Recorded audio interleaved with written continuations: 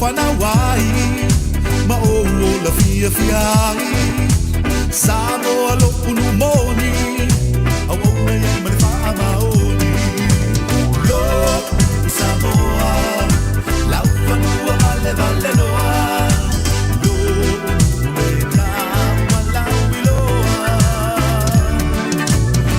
Una Fanawai, Maola Fia Fiai, Samoa, Olo Unu, Tenofai.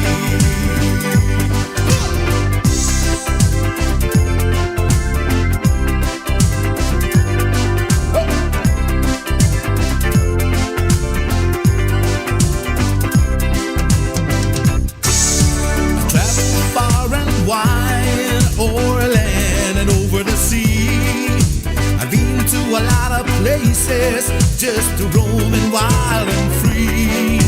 Lenuna Ofanawai, Maola Fia Fiai, Samoa Lopunumoni, Aona Yai Malefa Maoni, Lo Samoa, Lafanua Vale Valenoa, Lo Lena Walawiloa. Una Ofanawai, Maola Fia Fiai, Samoa, Lo'unu, Tenofai. Lo Samoa, Laufanua Vale Valenoa, Lo'unu Lena Walawiloa. Una Ofanawai, Maola Fia Fiai, Samoa, Olo Unu, Tenofai. Lo Samoa, Lafanua Vale Valenoa, Lo Mena Malawiloa.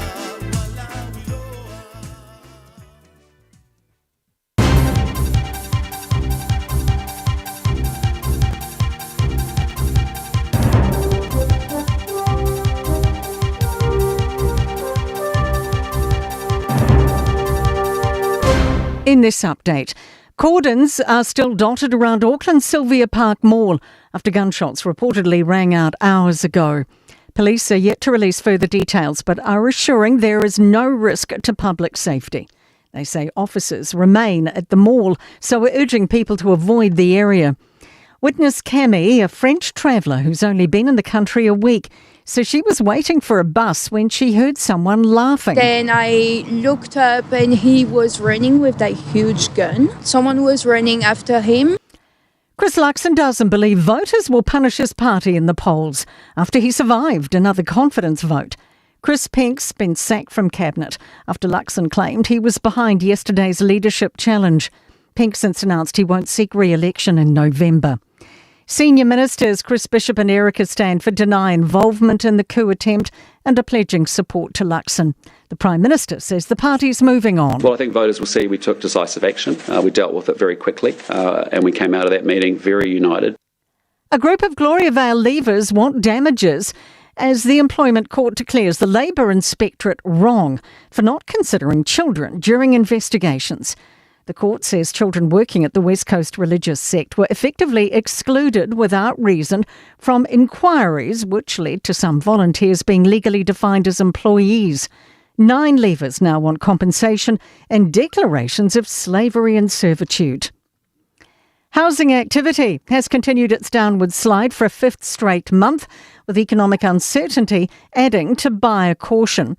Infometrics principal economist Brad Olson says people are worried about ongoing global instability and, closer to home, rising unemployment and interest rates. Just those expectations of, am I going to be able to afford a mortgage? Is now the right time? And most importantly, with so much stock on offer, am I getting the best deal or am I better to wait? In sport, New Zealand swimmer Erica Fairweather has broken her own national record to earn bronze in the 200 metres freestyle at the Pan-Pacific Champs in California, with Zoe Peterson 7th in the women's 50-metre butterfly. Open winner Ryan Fox returns from 3 weeks off to tackle the opening event of the lucrative FedEx Cup playoffs starting overnight in Tennessee. Fox's plan is to just hit good shots. I can certainly live with a couple of bad weeks at the end of the year if it happens to be like that. But no, obviously, I'm in a pretty good place in the FedEx Cup playoffs. I'd like to do really, really well in those. So there's definitely some motivation to play well the next couple of weeks. That's sport. I'm Raylene Ramsey.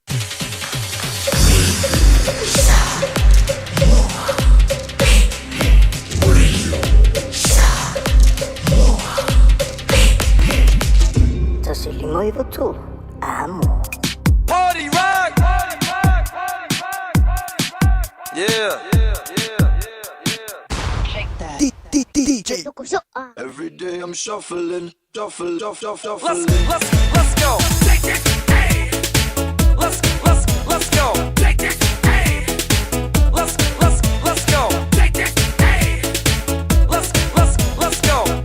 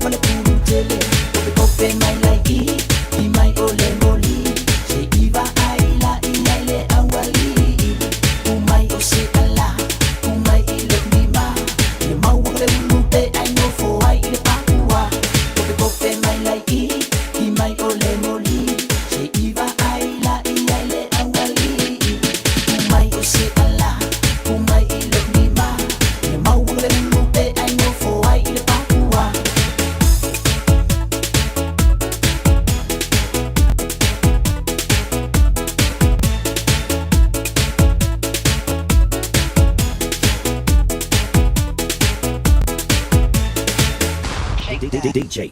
Every day I'm shuffling.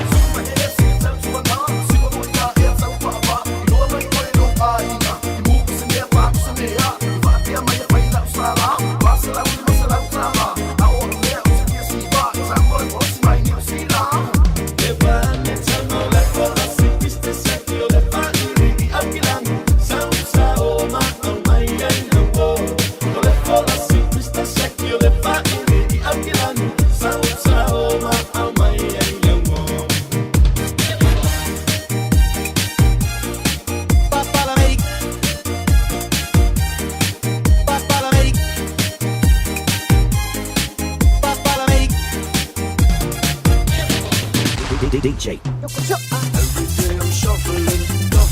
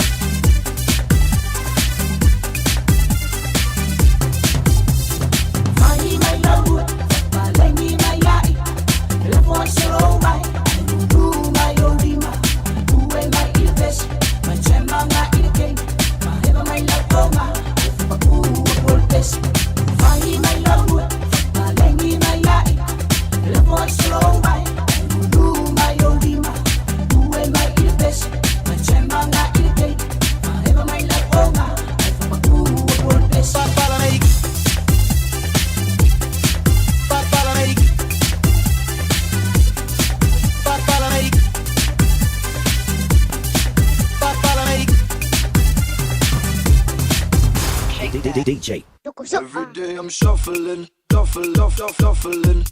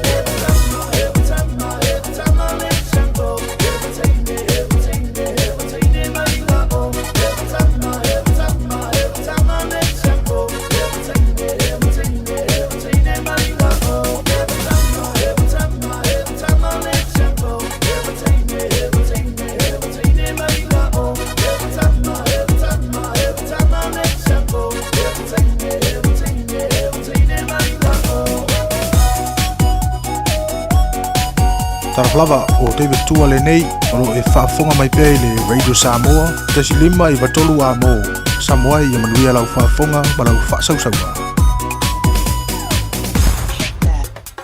Every day I'm shuffling. Lava, my name is Longito Lafo from Take Home Bay. You're listening to the international voice of Samoa, the one and only Radio Samoa. Tasilima Ivatolu Amo. Hey, do me a favor, please. If you wanna smile, don't change that dial.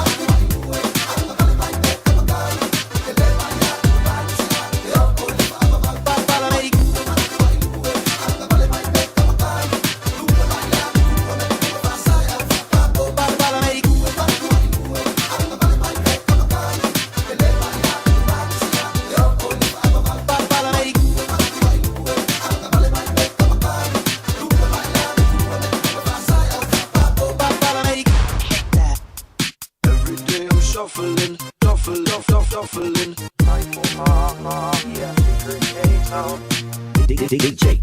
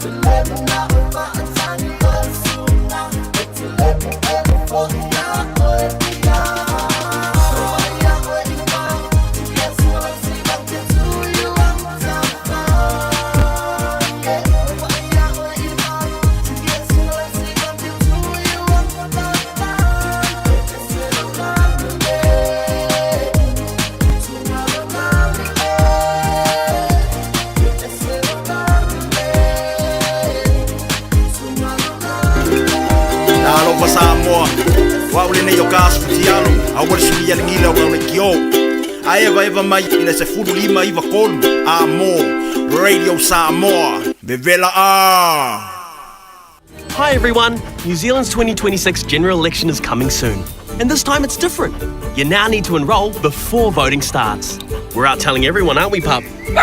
Remember, if you want to vote, you need to enrol first. Do it by 25 October at vote.nz. If you're already enrolled, you'll receive a pack from us soon. Just open it up, check your details are correct, and you're good to go. Brought to you by the Electoral Commission. O mana o mie o e pose isi alo a inga se fisoso ani tau whi malanga inga mo New Zealand. Imata au pue peo le vaita mai no whanau po ngaluenu.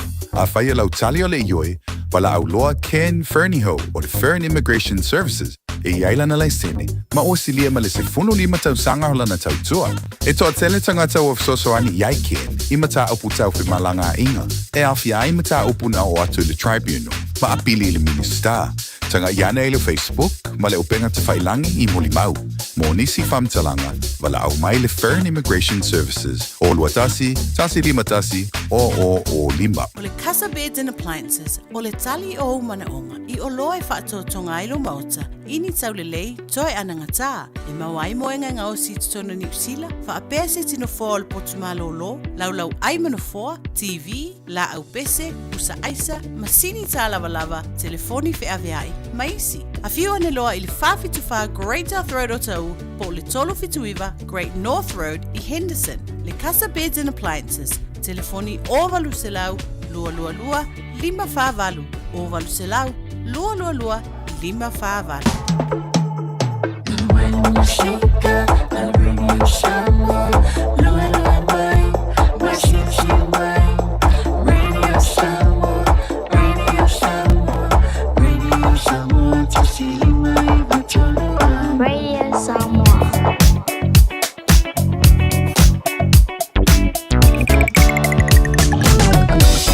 Tani jora mahi lua su lima minuto o te aile tulae ono I le tautua whaua o le Radio Samoa su lima I batolu a mo le fiapio le stopi su tolu au kuso luo ono stavenga dungo le wala te tonu o le nau no falsa tu ya ma tatalo matala alo tatalo mo kuri mo dungo le wala kau i malpa au ke le o i mauta malawa ya le nau o sile fia anga i mauta malawa tu tolu fe au mga nuenga ya nga leileli fa tonu ina i mauta malawa o le fa nga ina telefoni fa mole e dos fa tonunga tu o lalo lama le radio Samoa mo tato umalamba mo sa ngale mu ta wole le mole pasia moli kwa po amala e po ele sol kamakau ngabale e ole na turi lo sa o e ona fe lo ele lo ngatson le lama matala tanga iman lama i lungo le ala ya mese o failo tu la fono leise si lungo tu la fono tai no show fa si le mu ma traffic my consolation driving ai lungo le ala papa o lai po loka ka vale le kona tulimano Shakespeare Road ma Milford po Hesmere Road ia na o le road about nga ngai pe tira ko kana po ai io lai fa tali ia leo e se sa ini ia bo ile mi tonu nga nga ia le lama fe malie anga i lungo le ala papa ia o faia si le mo traffic se vai for na mai tai no panga e Albany astunanga na o ia vai po tanga ia tua e kuriaku ia auklani sefo ia no ngai ke mo atu ia Hobsonville Air Base ia te mo fo ia Whenua Bay Air Base o le airport kuainga ka ko sa fa e ia ke le lope umai ko ka kala scheme o ta mai ia apai po tanga mai Lincoln Road ma ngai ia flow ma traffic Lincoln Road tanga e Henderson mo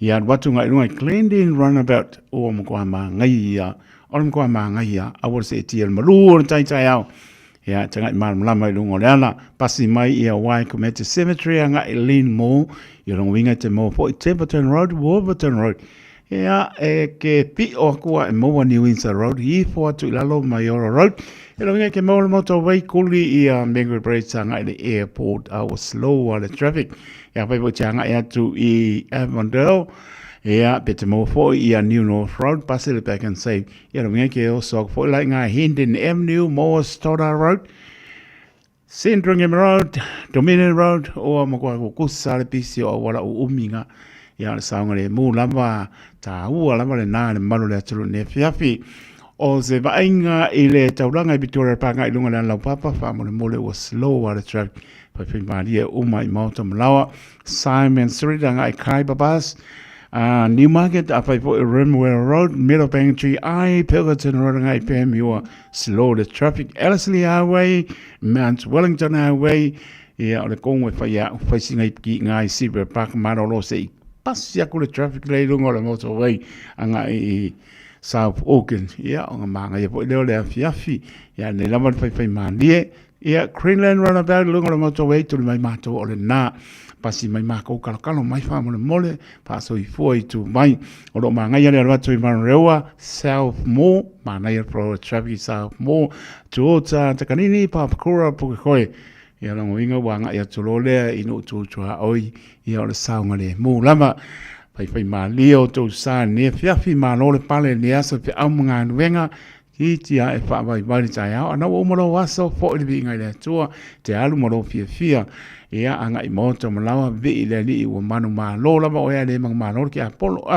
ala vai nga mang ma lo ki apolo le o ngan wen ia fa ve ki le ko mo mai wan wanga ku ka ke o du mai le o ku ha ko ia le la fa ma lo si o mo la so fia fa vai o mo la so fa ano no sta venga na I lunga le wala ia wala ma si pia malo ta to no anga etu I moto malawa ne fiafi ina ua to lai mata to tai mi le ua lo suiva ma be te ai tu lai ono ile tau tua fa wa radio Samoa so lima e ba to do amor so fa ma malo ta to le yo Yesu ke risol fa ora o for open pa ta lo fa tu ai pe mo lungo ta to no mai la mai monga mo lunga pa ia se o pito titi ta lo fa lava ba lole so I fu Maria Samoa fa tai le tua ilan pole pa so I fu lo wala ale uta to ma fu tai lungo pe am ngalo le ile tau tua fa wa radio Samoa so lima e ba todo a mota lofa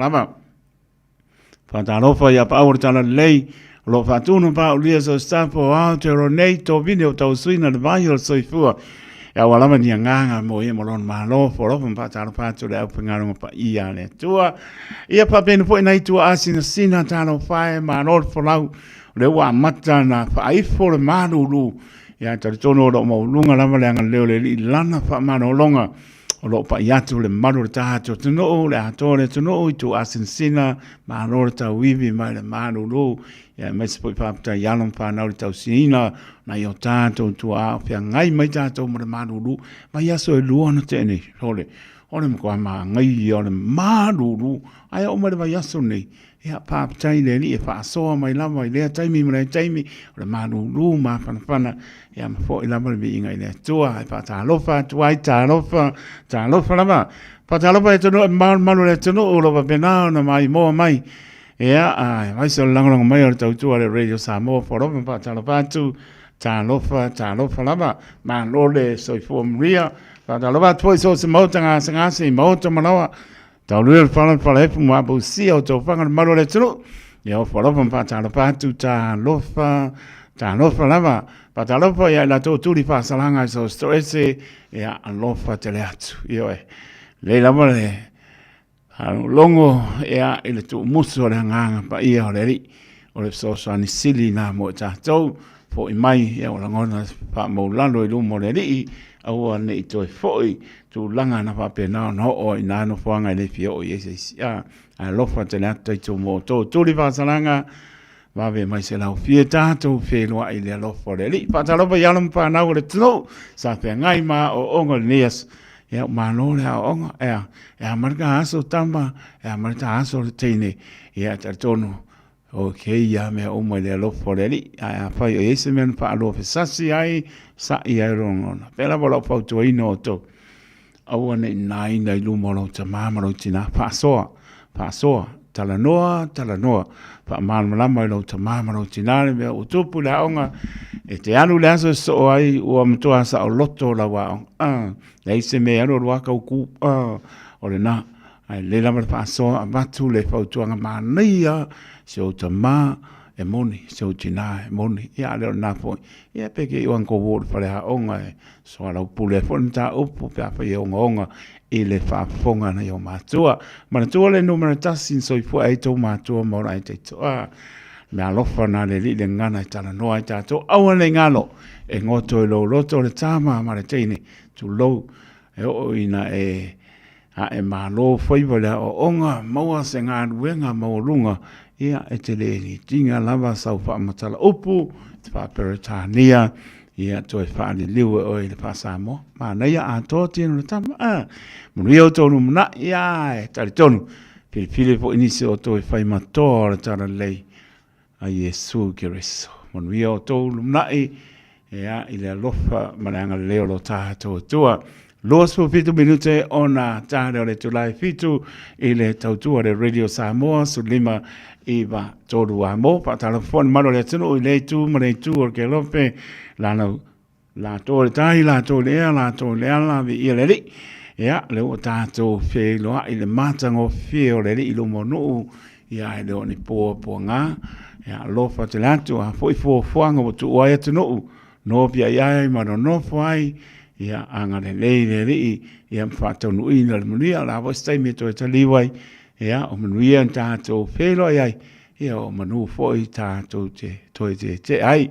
ia patalo va to fine ia pa wa ia male no foalo ia pe foi ia pe wasa malanga mai Australia pe to fine ia filomena pe stama no foalo lo patriat malo ka mai o ko ia o mawhanawhana mātou ia lai maruru au skadi tala watu la taito sefo ia marpatua ia peka marwhano mahalo mlanguia se uso ia toru mawhana sabelio hatu ia pepe marwhano ia la tau umalama malanga mai leitu ke rupe pe lo ia papai fa yoso la pule le tai ia le manuia fo ia pe ai fo toro netro ia mo fo spasi nga ma no si to fo ia tunu ia ai siva mai o ma nei ia ma pa no le fia pa solo tanto proclame tanto fitu o minat mulio tanto tala del va fonga ile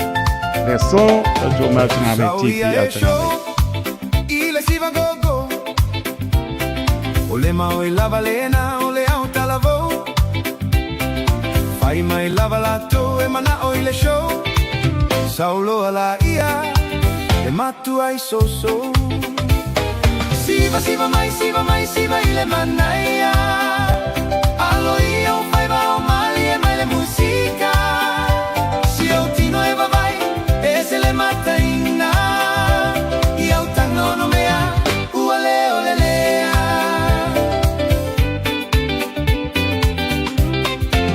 Au ele au laiti, so mai ile tuisi.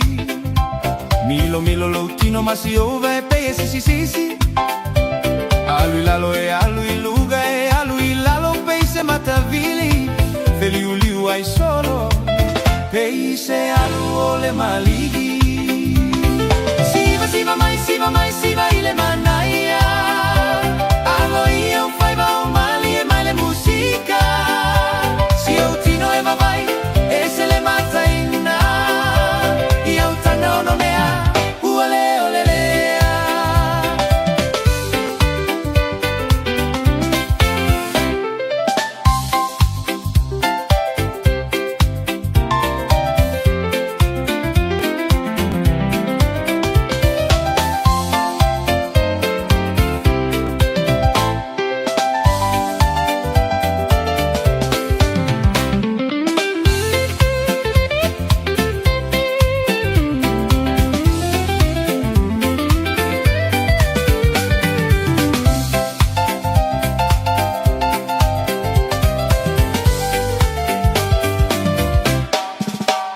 Se lo fomi, pe si vale uosi.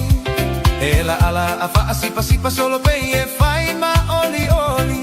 Fusi ma ola o paga e fa a fesa gai fogi. Oia ole au kuoli. Wa pe oni temoni.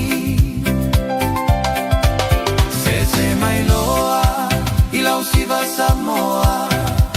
Oli fa atau salamaya mai sau noa. Ila utaga no me alo sei fai malawi toa. Lau mata ata ua toa. Siva mai, siva ile manaya.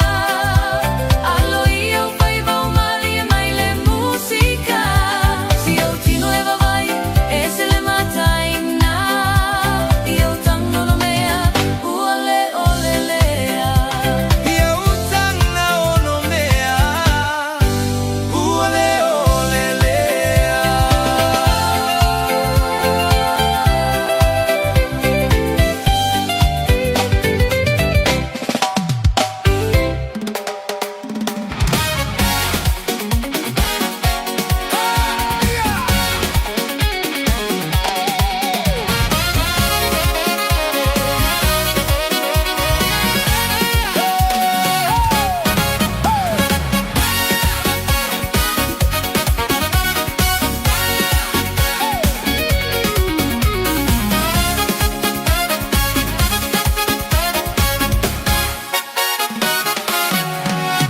Metate musa mea taulia ya kotuluma.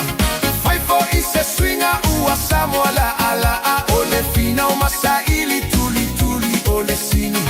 Fai mapa a moe ile ali i. E tele fai ngata tele fo io pua puanga. Ai a etu lava tu uile atu ale anganga. Fina o ya malo awa o selumana. I fai le loto mawalalo mawaleo no sai. Bailo sole, se soy bailo lima, se maca sole que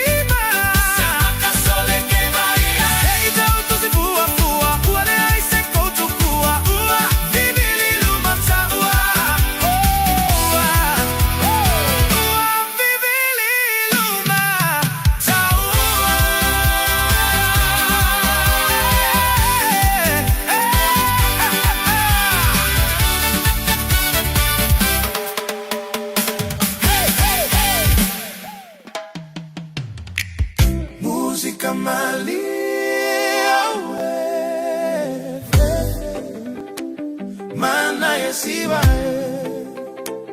música malia se maya night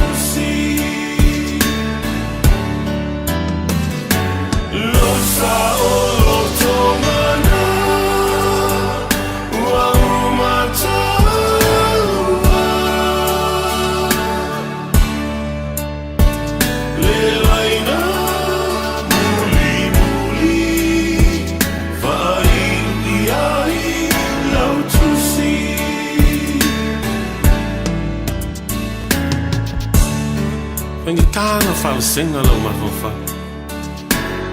Sili ai. Fanga ka. Na ku wa ku oe ke alu no wa. Fa ma lunga. Fa ben kan wo fu mo fa se ka fa na. Ka ma ku fa kas.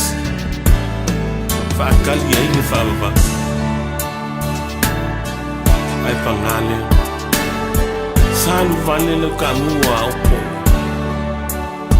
Al keko. Ike pule lava oe lolo. A sangia ingana. Aue ke anua mau. Ma e manga kua figa si o mau. Losa o lo tomana. Ua umata.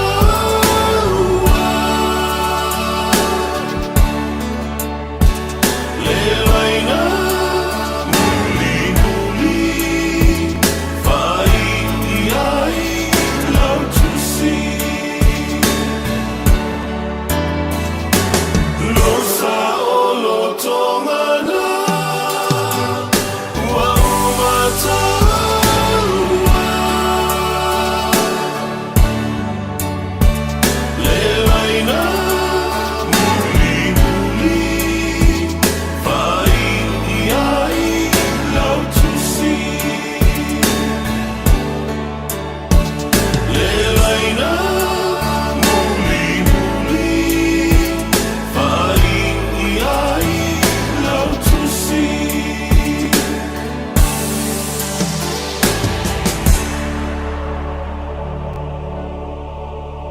ua fia ai lome, ua fia ai lome. Lome, lome, lome, lome. E ulu po lome, e ulu po lome. Lome, lome, lome, lome. E fusu foi lome, e fusu foi lome. Lome, lome, lome, lome. E sawa sawa lome, e sawa sawa lome. Lome, lome, lome, lome. Tafa mai ata leva ve au. Olome ua alu e tafa ova ai se tagata ua vela o se ti. E inua i sana i puti. Aole matai ua tilo tilo mai.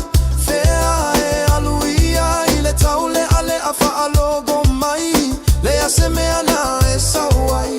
Lauto fa se fa amole mole. O italene i olome. Sina fa lawa se italiane ai. Lo tamanava ua mole. Sole sole lome se ua auga tete. Foliga peio se panikeke. E sa umua mua ave o ua fuvae. Toe ave mau se vae. E masta la lome ua masta la lome. Lome lome lome lome. E lo tu foi lome, lo tu foi lome. Lome lome lome lome. E mativa lome, mativa lome. Lome lome lome lome. Ole uso lava lome, ole uso lava lome. Lome lome lome lome. Mali e loloto telemo e tolo. Olo melene e ulupo. E ai le silome e no foi uta. Olo metonu la valena. Lei atali la uva ai. Poleana e sauai. Tagi fa lululuga ole mago. A o fai la utatalo. Le ai toina fa ataliea. Ua e sasiea. Awa te vave au fika ga e fai. Te ai pole si ai. Tata ulava na iloa. Lome mai au te alo. E ai le lome Samoa.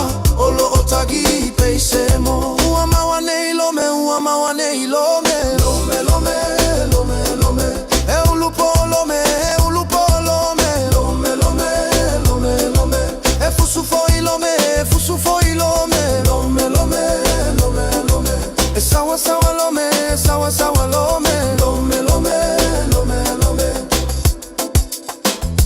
Hey, ooh, ha, shake, shake, chino. Lome, lome. Get back, chino. Hey, ha.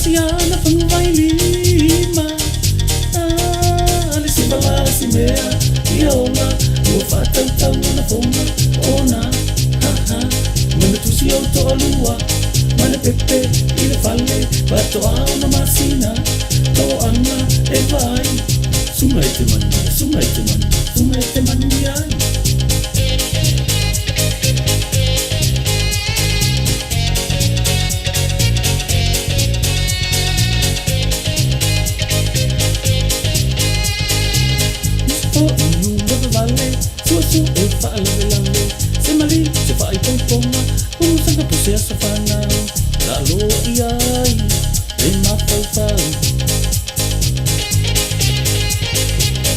au le fata le fa la vai fa matalana le la simea dia ona usapa malai toma pase se ni matala matiena tata soia le taso o solo le tamanga ai pai se mamma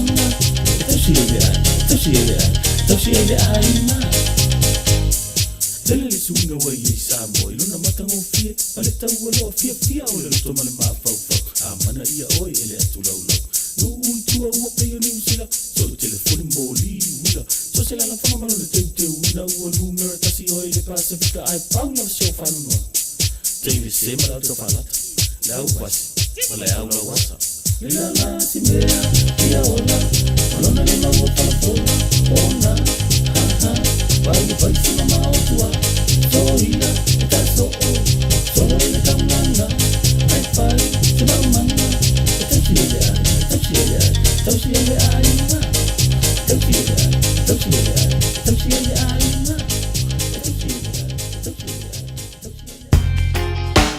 Radio Samoa tasilima ivatolu Radio Samoa. Tasilima ivatolu amo.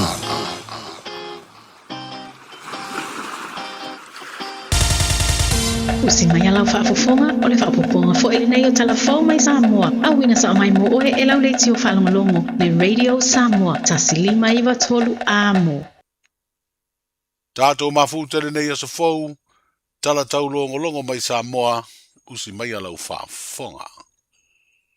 Wa tau a veina nei e le fionga le tamai tai whaamasino o le whaamasino ngā māua lunga le tinu.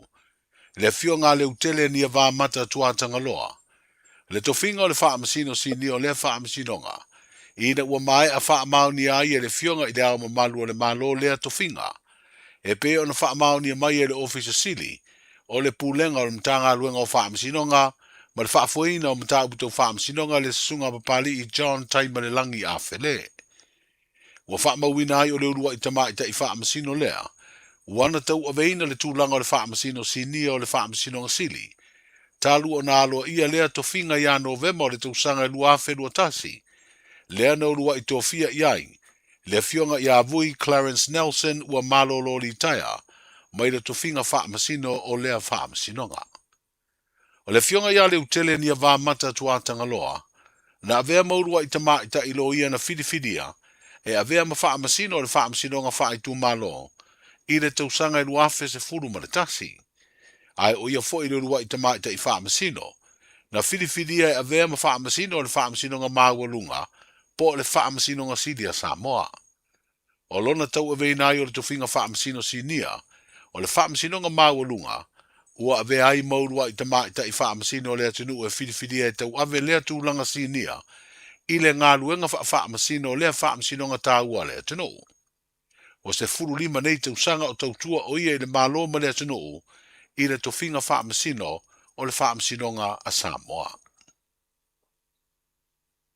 O le toa ngā o whaamasino o le whaamasinonga sili po le whaamasinonga māwalunga, mai titi ai le tūlanga avanoa se whaamasino e se ei mata upu, e su eina le whaamasinonga o tāro sanga apili, a le whaamasinonga o whanua masuafa, wa whidiwhidi ai se tasi o sui pelestene o loo ngalue le whaamasinonga māwalunga, o whanua masuafa e avea masui whaamasino, o le whaamasinonga sili, i le fuafuanga e ngalue le whaamasinonga o tāro sanga toilo ilo le whaamasinonga o whanua masuafa.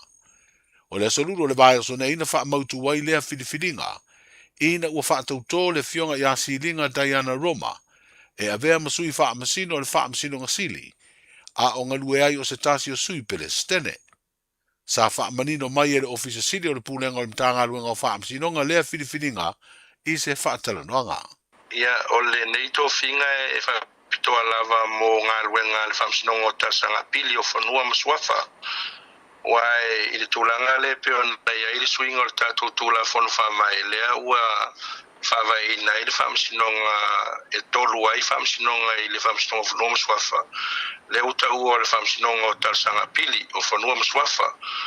O le whamsinonga lea e tai whono ai ia le presidente o le whamsinonga whanua maswafa. O na sui a waila o le whamsino mai le whamsinonga mawalunga po le whamsinonga sili, le Supreme Court Judge. Ia mase presidente lango mai le whamsinonga whanua maswafa. O sui a waila i o le tātou whamsinonga le o tarasanga pili i lalo whanua maswafa. Peta iane, ia e peon sirifia, ia i mata upu e conflict ai le fionga le presidente le nei le fionga el satele rapilo no vinga le fai ona ia faia. E ia i foi mata upu e conflict ai nisio famsino le famsinonga mawalunga le ia nei. Supreme Court Judges le terminei. Ia ona le ai lole se famsino e mafai ona tango fiaina ia mata upu ia. Pe o le famoe moe atoa le na o le neito finga. Le o to fia ai le fionga silinga tai ana Roma fai masui famsino. O le whamsinonga mawalunga po le whamsinonga sili. Ina ia mawhai ai ona se ei le fionga silinga. E tau ave mata upuia e pei ona conflict ai le fionga le presidente ia manisi o whamsinonga mawalunga. Ia o le isi tūlanga e pei ona mama ai ua whaatuputupula ia mata upuia le whamsinonga apili i lalo whanua maswafa. Ia o whaatuputupula ia foi telo ngā luenga le whamsinonga mawalunga po le whamsinonga sili. Ia ai uti a tātou whamsino loi e terminei. Le ala o whai ai le tōwhinga lea. Ina ia mawhai ai ona anga waa ia le whionga ia silinga Diana Roma lo ave name sui presidente. Ona sa whai o se whamsino. O le tātou whamsino o tarsanga pili o whanua mswafa. O lona winga lai tusa ma le whiwhiringa po e o le whionga ala tua ro se la papali. Ia tusa lei lava ma le whiwhiringa po e o le whionga ia ala toa ro se la papali. Ia ma tua voi la, ia i voi mta upu e conflict ai le whionga ia ala toa. E le mwhai foi ona ia sawhai ai. Ia le ia le te lo tātou whamsino o tarsanga pili. A conflict mai lis whamsino ala mwhainga take over lis whamsino.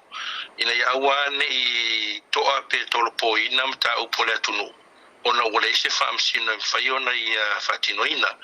E a mantua foi. O le teiminei foi. O le ia i tātou acting Supreme Court Justice whamsino pālangi. Ia le upomoni au tanga vai. E le mwhainsa whai whamsino pālangi na i tātou whamsino of nom swafa.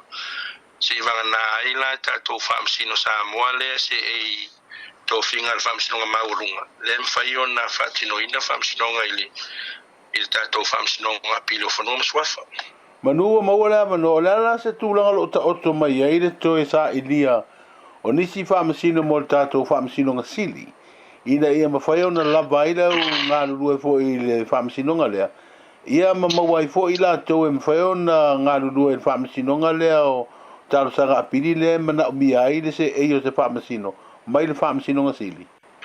Ia o le terminei o lo matai tū pe le mantua foi o tō whinga i o tātou whamsino le whamsinonga mawalunga po o tātou Supreme Court Judges. E tofi le komisio whamsinonga le tai whono ai le whionga le whamsino sili. Ia maona sui le ia i le loia sili. Ia o le sui o le atunuu. Ia whatase ma le restara le whamsinonga. O la tau la e whautuaina le au le malo se tō whinga. O le teminei la tanga vei o lo matai tūpea.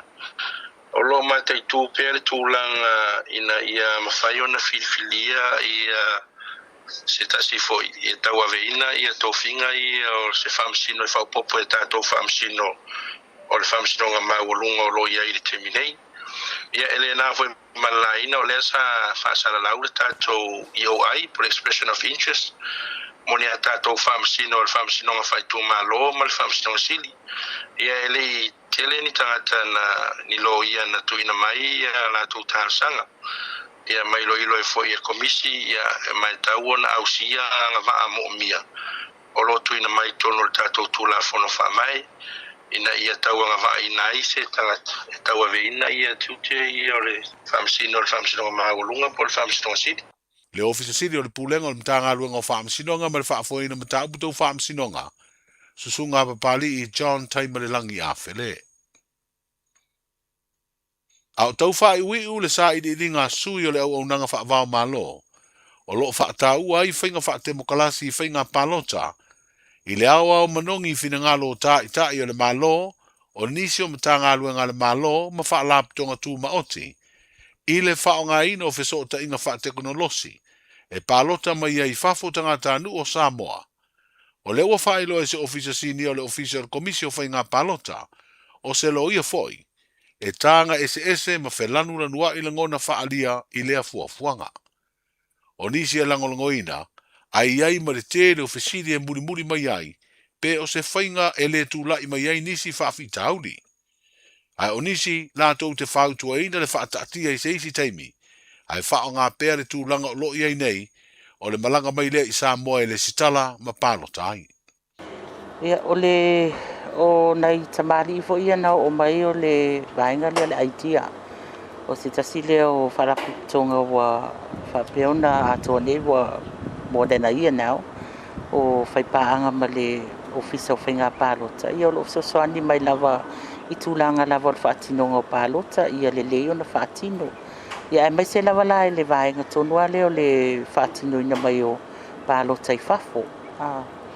O le tatou pokalame leo lo whaasolo ne o le whaatatanuanga. Whaatalo o le aunga male au tu o ni whaatatanuanga. O le asa yeise manatu fo i le ofisa o whainga pālota. E whai se susuenga, it's just a feasibility study. Pe o e ono whai pe le ai. Le mea leo le online voting. E na se susuenga lava eva ava ai mamata i tuai. I vaenga umai pe a whaapea ne te ua whaatino se online voting. Po o whaaupinga ina Samoa. Po ua lava tā pena ai Samoa. Pele ai. E pau lava nā o le aunga male au tu o le whaatatanuanga leo lo whaatino ne i si vaenga lea male ID. Ia me se fo le ofisa whainga pālota. Na ona fia maua mai po o a tūlanga o nanga me tau IT. Yo la foi se fina ngalo le mamalo le tulu. O wata uni Samoa e whaatino i le whainga pālota i lunga online. Pa e leo whapeo se mea o le a whaatino.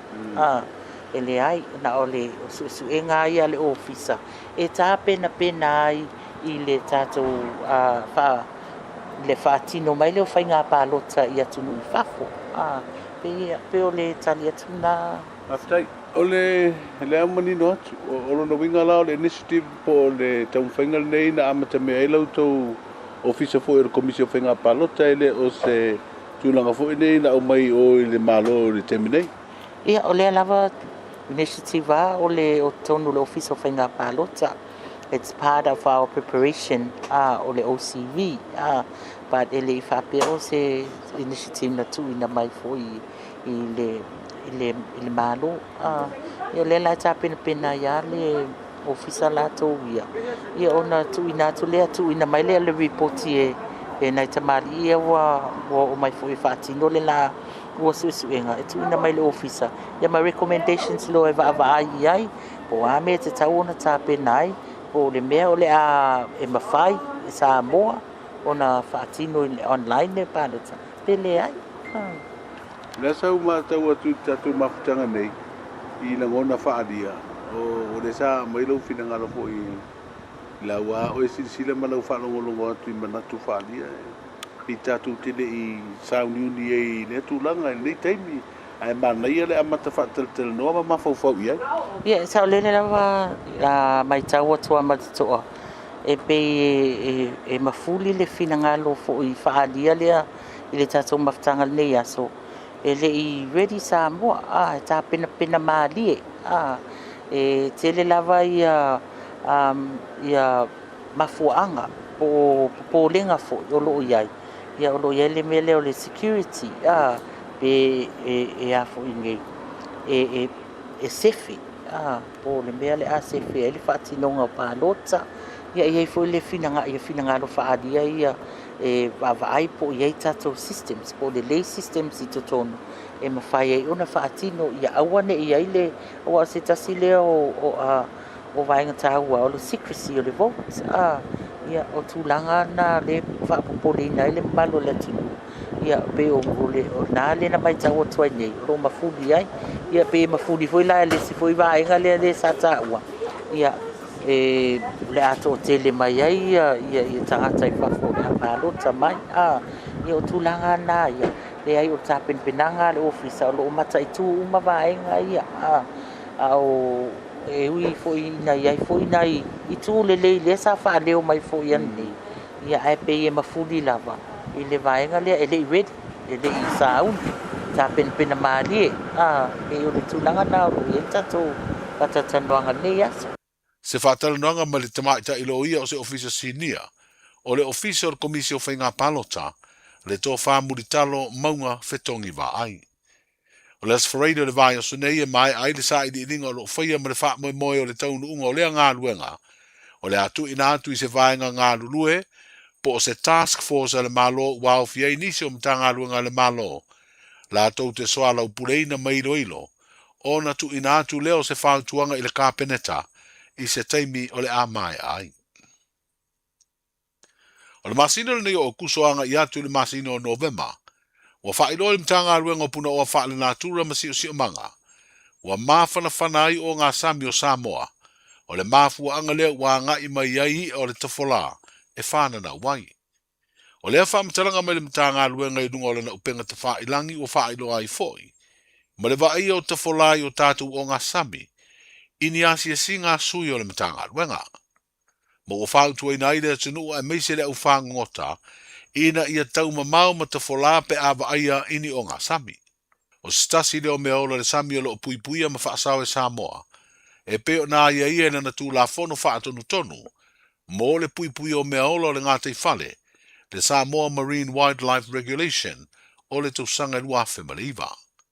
O le asolulu le ngā ruenga sui o le mtanga ruenga puna o whaale natura masi o si o manga, na ba ai se ta whola, I se tasi o ngā sami o le tātou tino. Tala I o le whaata whiti o le ngā ruenga o le nei vai aso, seifu. Pui pui lau a inga I le tau malulu, au e te whaatali. Whaatonu nei loa lau tui ar fulu, a whai ngono li mau tau sanga pe o vatu, pe maua o e singa se tū mau, mai tanga, po maua foiso o alo I singa se tau mānawa. E mawhai o na whai a fualo tui ar fulu. Tanga iane I le upenga te whailangi. Book myvaccine.health.nz e vave tō whai ngō fie. Mō whapesili manisi whamtalanga. Really mai le vaccination helpline. O valu se lau, lua valu lua iwa lua ono. O valu se lau, lua valu lua iwa lua ono. Po o le fono. O valu se lau, tolu ono ono wha valu. O valu se lau, tolu ono wha valu. E siri le puipuia na I loa le tonga whitia. Whai nei loa lau tui ar fulu. Ua na o le Radio Samoa se furulima iwa toru a mo e tautuaina o e ilangu ngana fitu aso le vai aso.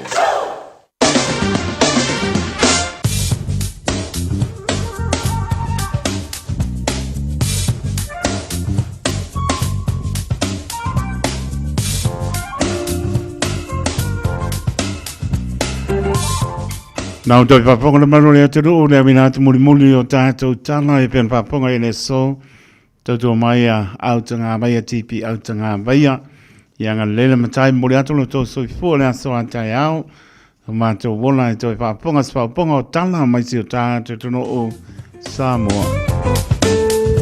Sa venga tana tau lo tu maru bela whamawina o kilani spulu varu le mawhanapana o lo iai o lo na maru ulu le poa tu lo na maulano le spulu awa ni spaenga o kilani pa unai ti munga foi ma solo lungo fonga le malosi ti munga le so sbriang mai sau te sifo vainga mo ta ole spraile sufi tu le ma pana mo ta ao lona ma lu po e se fulu foi lona mo lalo pa uti munga awa foi winga foi na ta we in mai na so nai pa uti munga awa foi su ban bela pa mo wina Ile asto na I malona manu le po se fulu lona maulano pa pena po wingo tau ile asa ai le va o yer tatu wo cha po inga pa malosi e pa uti munga awa sul lima le bela pa mawina ile asa malona manu le po e ono lona maulano se venga ngata pa le mo la tu ta pena iai e wa lama sei a mai moana pela mana po tuaina Samali al pa maku fale ia e manino I lo male mo sami bane pa ponga tro fale tonu tau le so ngata fale pena po les paraile sto na ia sai ala son fua io e le mano lo I moto malawa le lama ta pena me o Silvia pe a pe pule alka malo makua lo fina ngano mai soifua mo lai taitu po tuanga le World Safety ni sila maritime ni sila tanga wenga le ACC o le taisua i au kilani loa su loa minute te ele fitu le tai le lansua le tai au kilani to e sua le tai su tolu minute le malu i le poa na nei 5 minute su tasi le tai le la na sua le tai i oneanga to e sua le tai su 5 minute te su tasi i le poa na nei o le taisua i manu kau hit loa su 5 minute te ele spuru tai le la na sua le tai e manu kau to e sua leo le tai le 5 minute su tasi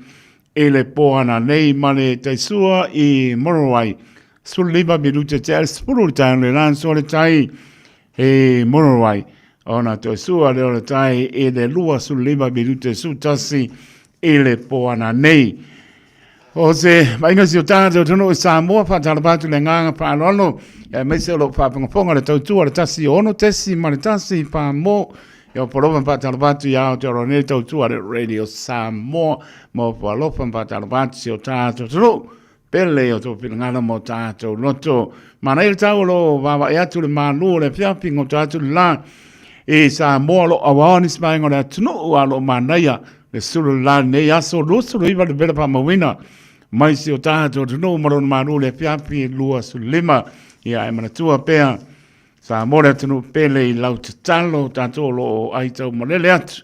Tu lo, ia, msoro tātou au mau ia tunu e mau. Zoinga i Waikato, Rotorua, Taupo, Taunaki, mano tu.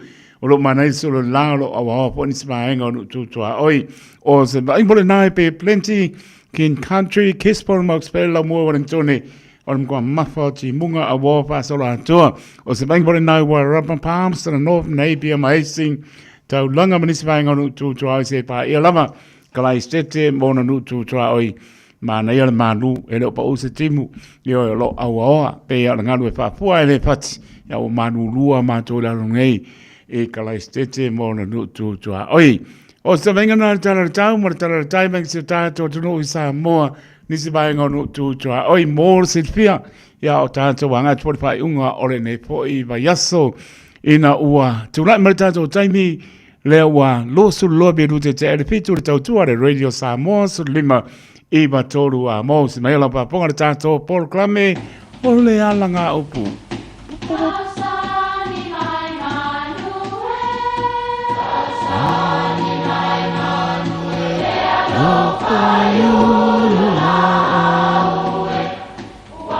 E o whanga manu i ululu o la au, awa e whawhanga i funga o la au. A o le tangata e whawhanga i upu matala. O le mawhileo o alanga upu mamuanga ngana Samoa maona whaapongai e a fua i lona sio mianga. O lona lea sao i le whaatufunganga o le iloa whaale aso mai le tautua se ia o ina pule. O alanga upu mamuanga ngana ua lantou mamanuina le tō whamanino a Samoa, mana tua fo'i, e tāo fitau muli le atunu. Ua o se whau e tai. Whapea le tala, o le whau e tai e ave i le whau o loo, no noa i le maunu na te tataia maile le malie i le vaa, ina ia mawhai o na sele. O lona lua o manatu, e whapea o le whau e tai, o whau o le tala o se whale e whai. Awa e te tau o na sa sao le lei le tau tonga, ma ia usi tai i le whau tai whau. O le winga e whao ngai i la unga, ua tutusa le lei ma o ngatasi ni fuafuanga, po ni manatu i se mataupu. A e whamalo antu i le tofa ma le whau tautanga.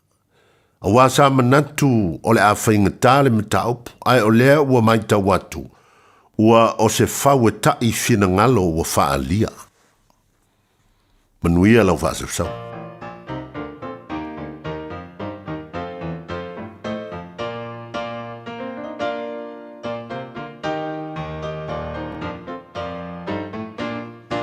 Ia tātou whamanosi whaasanga ia Iesu. Ratata tupu manela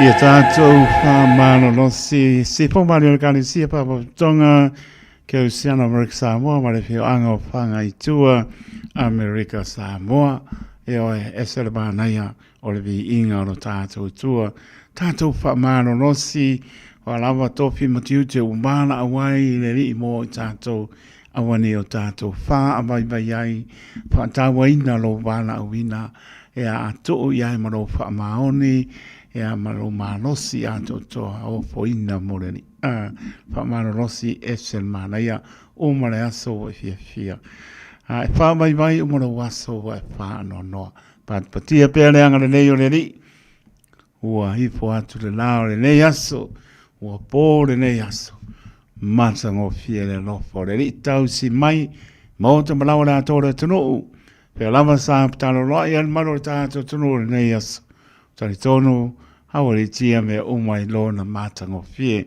po lava vi inga ile atua wono me masta wona vi inga ole temele tu mai luas proiva minute te aile tu la e fitu na minute o aso for mano tanto to no todo fitu ta si lima i toro no mera tanto emeli on the air at radiosamoa.co.nz Facebook page malunga ole YouTube channel mawole famno pe mania malosa uma famlia pesem tato nei sa me alo famoto au sa nia se pesem mania fa pia lo so for so pe mai ona famlia ya nga so lo to leo tato por clame pase silanga i anga mana panga pa tonga e kale se mo ta valu lo to mai lumar tato por clame talo mo oi ya pas mai po leo yonga i pale tu e pe masaniai sa lome metro ya pena foi ya tarusanga se yuli politivu io atoa ya ma se foi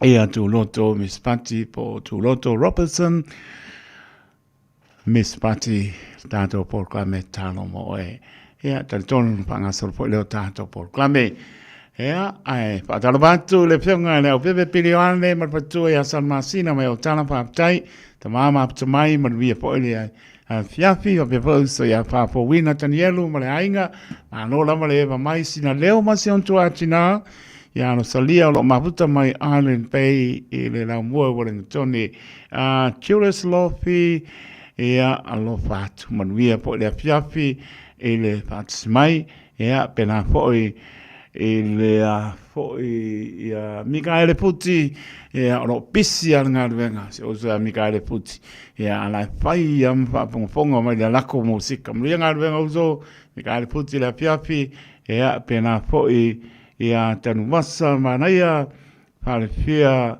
ma mea mare ainga manolo maputa mai sini Australia lo patele atu tanu masa mare ainga ai foi ia manisi foi ia misi suapa ia le na me ona me ia me ka ko siva le via everybody sing yeah everybody sing yeah everybody sing yeah everybody sing yeah everybody sing yeah everybody sing yeah everybody sing yeah everybody sing yeah say I wanna make I know my falling let me go on my music ang gamay bay fai la mu my music o cafe ela mai I'm so matinila o I wanna make, I know my falling.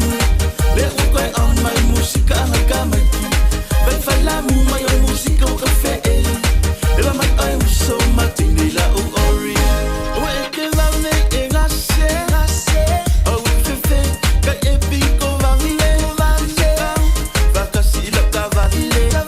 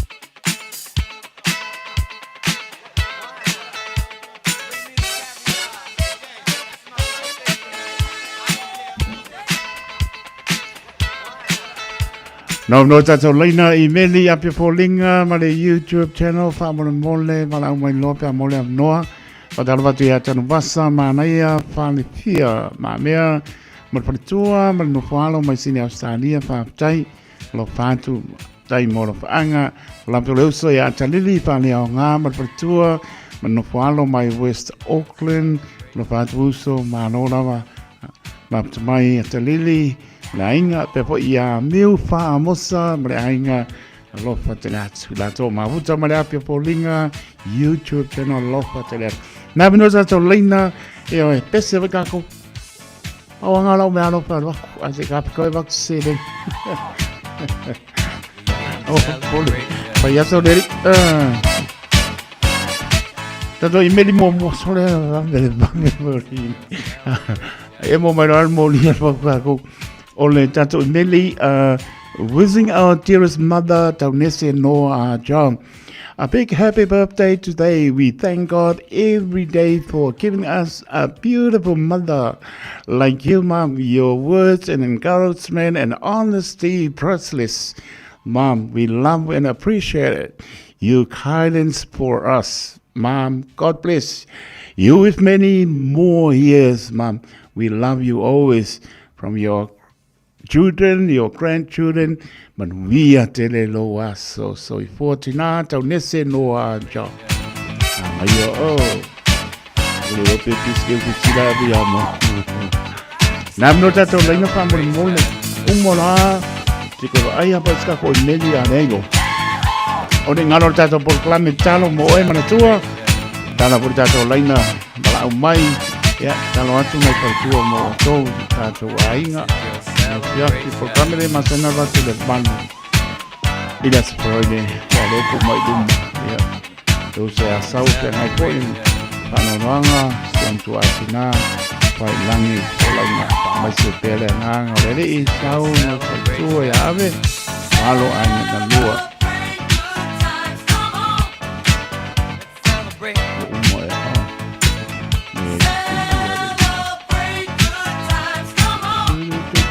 Let's celebrate.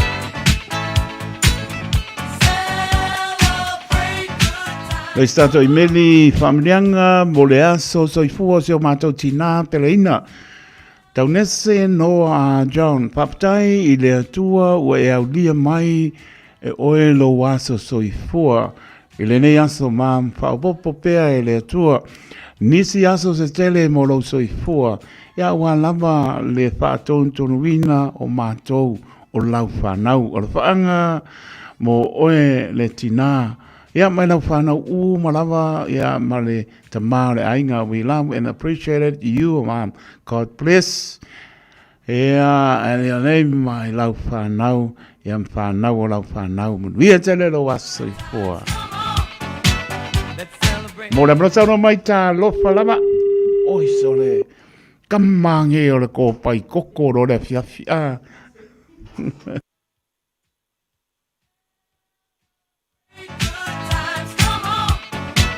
Let's celebrate. Celebrate good times, come on. Let's celebrate.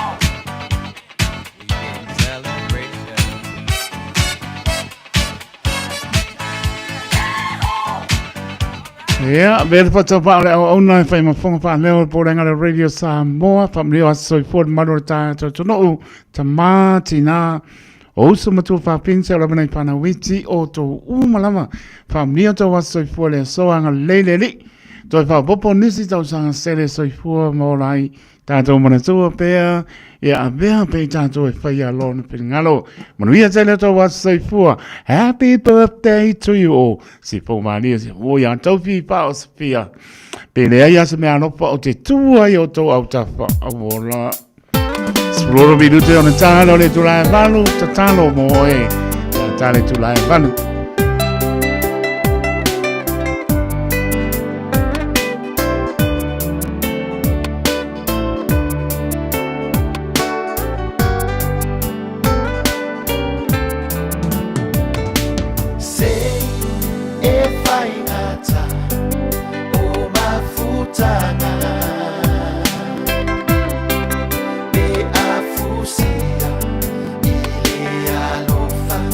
Mafana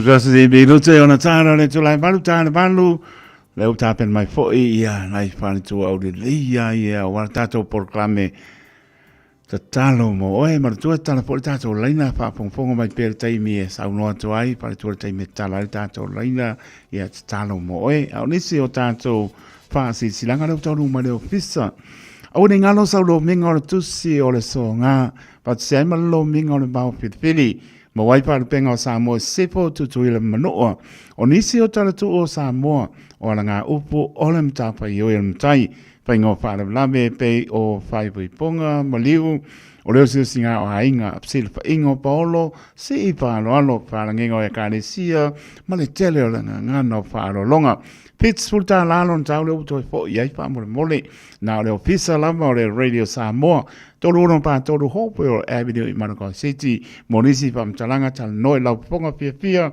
o le mata o pisa o iwa lua no lua taslima iwa toro numera o iwa lua no lua taslima iwa toro numera ea ma wale leia matou pētanga iane le shop Radio Samoa.co.nz ea ma wale leia paisa oka lakwa makiri maku Timo no excuse somba wa sau lama le manulu ioe wa tili ailo ma lili pa e nofo ilo mota so mai ya song po o malaba pa ilo pa marstino Timo no excuse ma waine fa afu ya mo fosina anta mai se ole ma yo tino pe atu KFC asong po Istamaki Community Hall lua fa Istamaki Road e o Tara a Poleono fa pela stofi ele te poke ho o Tara ele a Poleono leze tongi o nei fa marstino ea sumai tala mai ata to maputa maptanga sapnawa yau kila nei o te mua i oforofa patalo pa atu ile pa ia maulunga male mamalu tau wee ele tātou noo ele suai le sunga le whatamau le tātou maptanga ea le sunga le toi ina ia Iosafatu pātea male wharitua tamali impai launga sa wao matamaitai o alo mwhanau o tainane ni o tātou polo ea maningawha tātou te maluai ma nora sa fua maria ma le langi matafi whaapatai le alofa tuli loa o le atua i loa tau soi fua ma so mātou wola wa la whai fia mai lona no i le nei tai au fau lona sa pati pa ia ta lofa lava ai le amatele ma le whaaloalo i whaasisi la tuai i le pa ia le tātou maaptanga sa punawa i au kira nei o le apatanu ina le asolosolo iwa au kusolu oru ono i le no whanga e peon silpia PIPC o neanga i le tula a polise pulu i le tai au tāra sanga atu fo e ma le nganga ma walalo lava e mana umia lo tātou au ai uma ona ua vai se unga fo i tātou te le i maputa ea maulo o iai ni mta upu e mana umia ai so tō pingano ea malo le au ai mai o le ale a bea lea maala e toi tōlu po ina ai le wha a moe moe wha mole mole wha amana tuatu fo i lau la fonga ea masina taitai a waso o tō fonga tau mapa mo le aso tālo pe le atua tai marui atu iai lo tau soifua e am so mātou wola tātou whēro iai i lona alofa ma lona angana lei mo le whāroalo lava sainia le nei wha silanga e le fionga le tai whono sui tai whono ma le laulau a whono a le tātou mātanga ia le lava lau tala noa atili mai le ourua lua lima lua tasi malu iwa tōru waru a silpia atili ai manino ai mea uma ourua lua lima lua tasi malu iwa tōru waru ma le nganga whāloalo o le ata o tō ia le fiso mo na lau mātou te le toi whāno ina le awhaloloa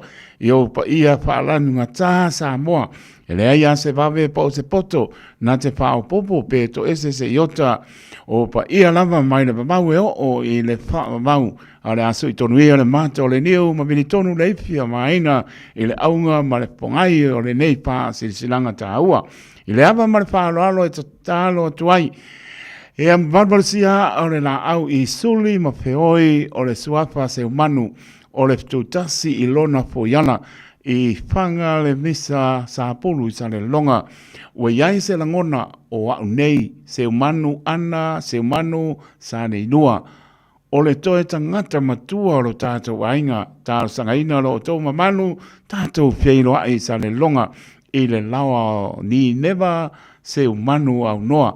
La sa sprono se tema ono se o tātou so ala pulen pasoa. Ni o tō pinangalo i mata upu o onga na tō lai mai te tonu o se o tātou ainga e uwinga i le nofo sa whaatino le soafa o se umanu i le masino i ulai lu o ono.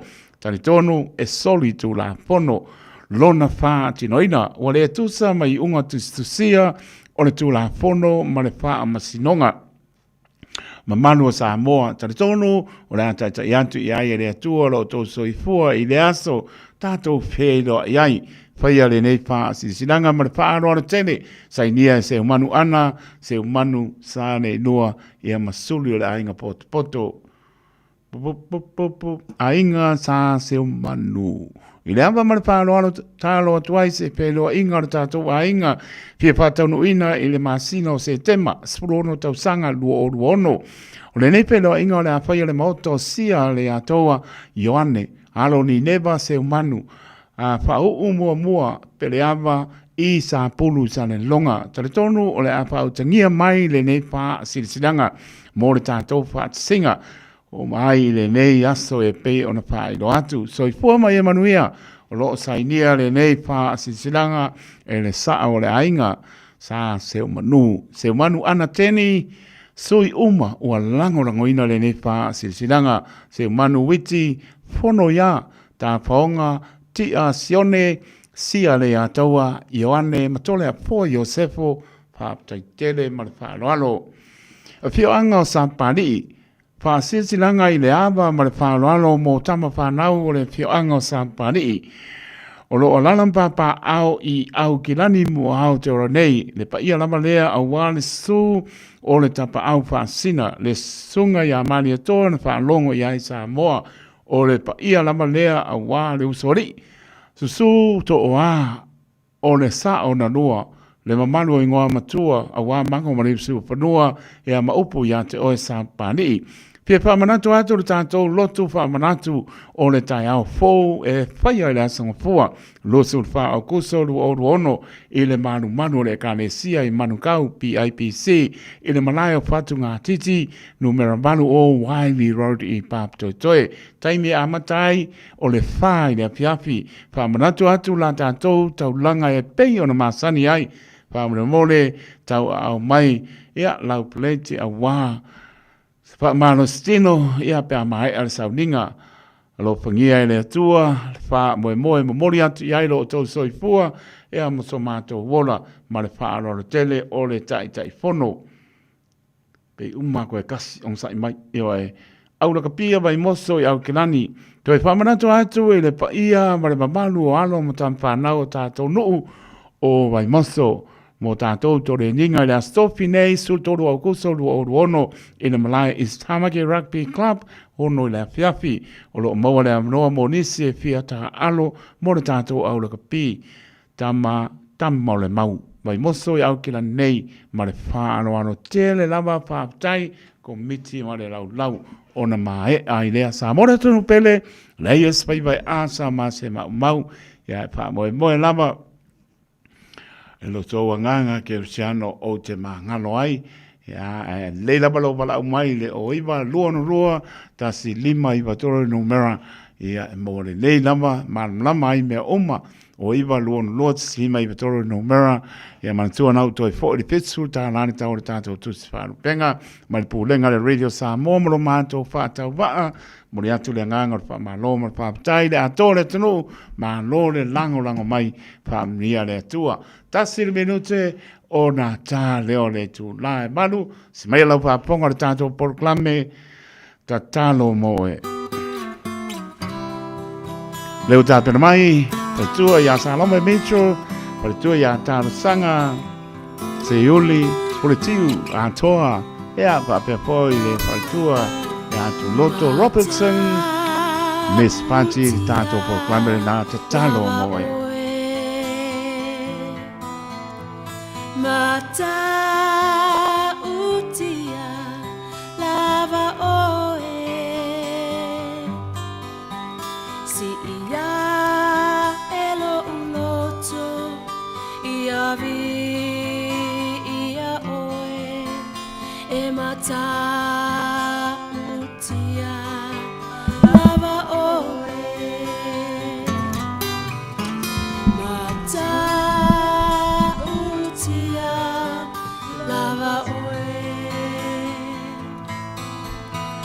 Mata utia lava oe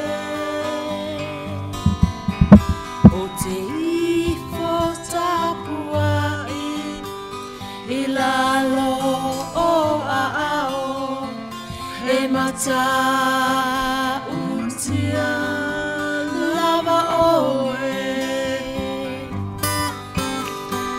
mata ngofie na wa loa lofa filemu angalele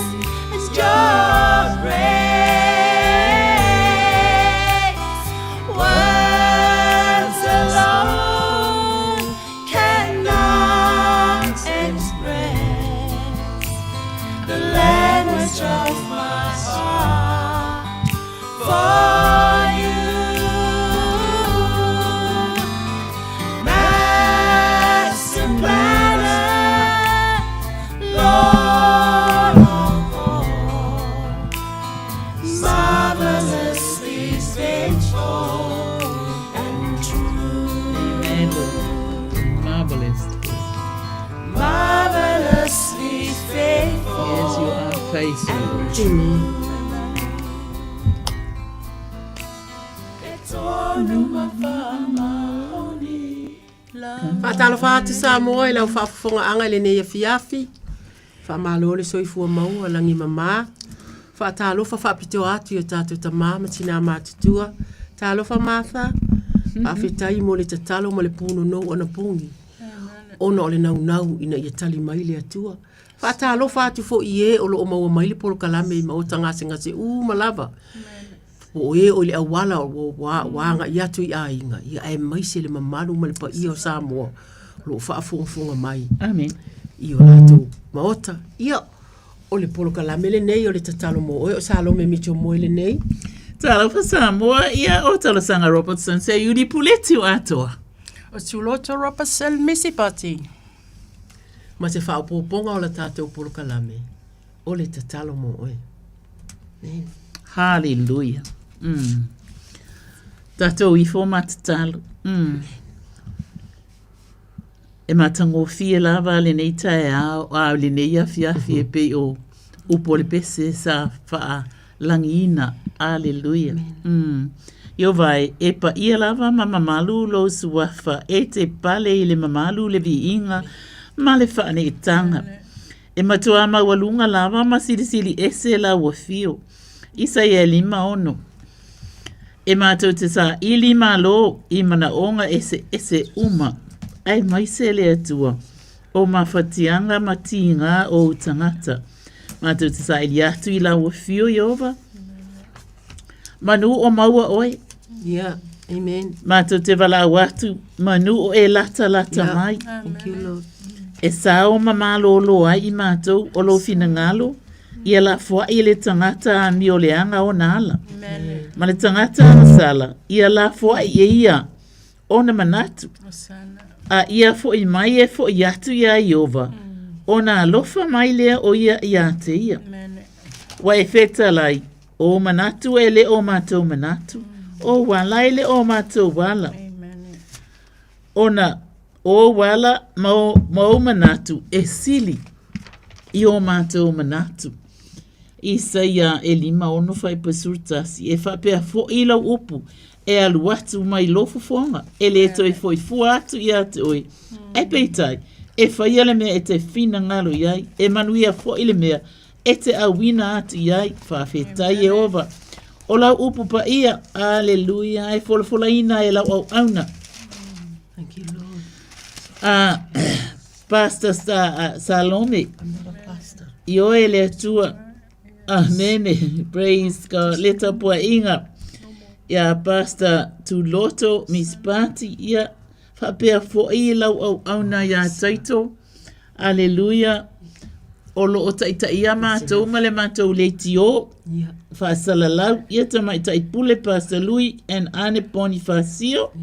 Ia le tapua inga. Whaawina a Pastor Julia Amosa Swash. Ia e mai se foi le whaunga. Fai pea la wafio I le radio Samoa. Io e le mātou tamapa iai. Le tapua inga a li I fai au. Ma fale tua o ekalesia SS. E whaapela o ekalesia Emanuelu. Apostolo Mika Langvale. Amen. Ia whapea prestene malele. Ia malesui prestene. Ia Enele fale au tutu ia maise o susunga I whaafeanga inga umalava awa e latu te tau avertua umalava le nei mafutanga le nei fono te talo ia vi ia ailo mātou tama le tua ia nga le leifo I suafa manu malo Yesu Keristo ia langona uma e tangata le mana o lau whaamalo o longa pa ia o e o lo mana o mia le whaamalo o longa mai a te oe Yehova oai e mātou te o iai. Amen. Wana o oe lava olo iai upo le ola e whitala Yesu Keriso. O mai. Uma ia te au o tau o e maftia matinga aina ia venga. O oe ma lolo ai I mātou. O le tatalo lea. Whaftai Yesu. Amen. Alo sanga whaftai. O sa tatou whaamalosi le neia fiafi. O le amaua mai lea e tolu ni tusi na o e tasi mai fai upu I e tusi e tolu teu tera nome e tolu sulu tolu fai upe lusu 5. O le taimi lea ua amata ona o le ua ngai o tau whaai u le tau tua mose a o le taimi lea o le ua whaamanuia atu I tu a inga uma o Israel. O le whaamanuia lana ave I le tu a inga lea o Asera. Lea iai le laina lea o te fia au mai a fai mai. Fai upe tu lusu 5, tosu tolu lusu 5. Mai o wha amau o a mea ma apa me mea ia. E pei o waso foi e wha apea lo malosi. To e wha afufonga mai lava. O wha amau o a mea ma apa me mea ia. E pei o waso foi e wha apea lo malosi. O le si tusi wa o ta pa o le e festo i ono fai upe sifulo I loa uma sanga. Lo usoe o le toi upu le nei. Yo tau loto te tele le ali. Amen. Ma le malosi o lona mana. Ia ma le tusi lona tolu. Fai upu mai le lua korinito, fai upu sifulu lua. Mata lua le korinito sifulu lua, fai upu e iwa, fai mai. O la paulo. Ona wha apea mai ai lea o ia ia te au. O lo unei a lofa tu noa e lava lea. E so ani ia te o kusia sanga. A wa o le vai e wha atoa I na ailo umana. O lea ua tele ai lava lo fia I le mita I mea ua o vai ai. Ina ia tu mau I o ulunga le mana o Yesu Keriso. A tonu o le tatou whai ngā malanga wha kerisiano. O se whai ngā malanga Ta ai taimi e tuta ia ai. Ai taimi le si lo linga lunga wa ai taimi e tuta ia ai. Tātou te tau mawhai lava la, e whaangalo ngalo, i o tātou vai-vainga.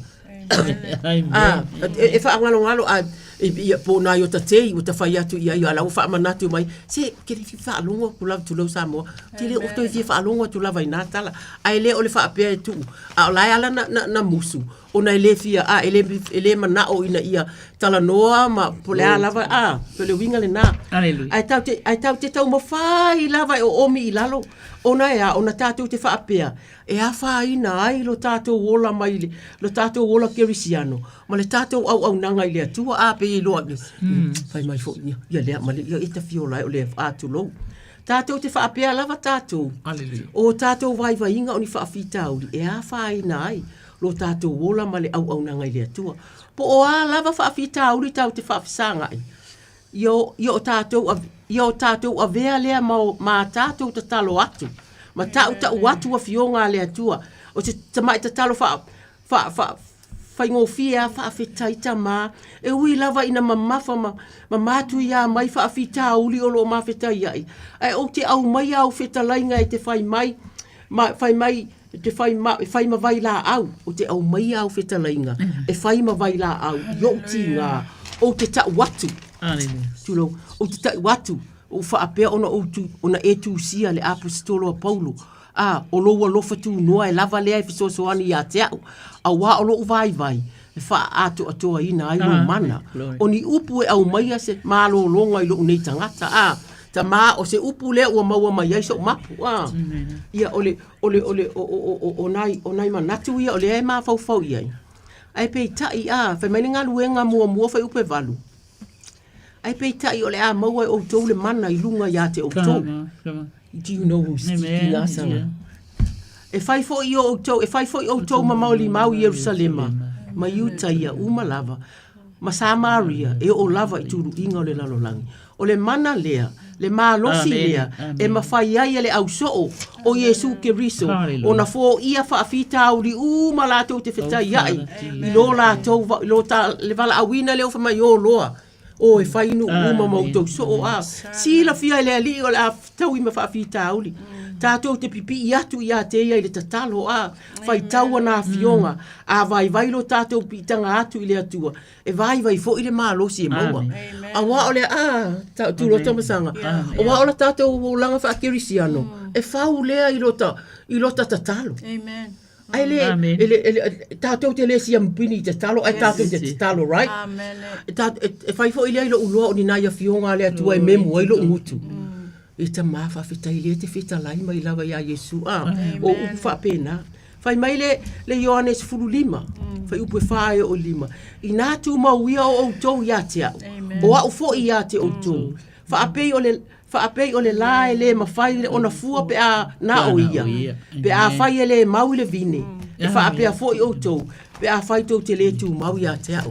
O le fua, le mana o Yesu ia fua, ia tātou fua. Masanga fua. O le mea tonu a le pipi i le lala, ia leise ona.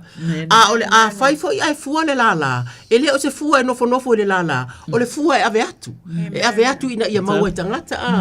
Ia, pe o nai mawhauwhaunga ia mai le tātou wha losi i le neia fiafi. E le ai whai mai le tātou tu e o le korinito whai mai o ia ia tea. O lo unei a lofa tūnua e lava lea e whesoa soani ia te oe. Salome.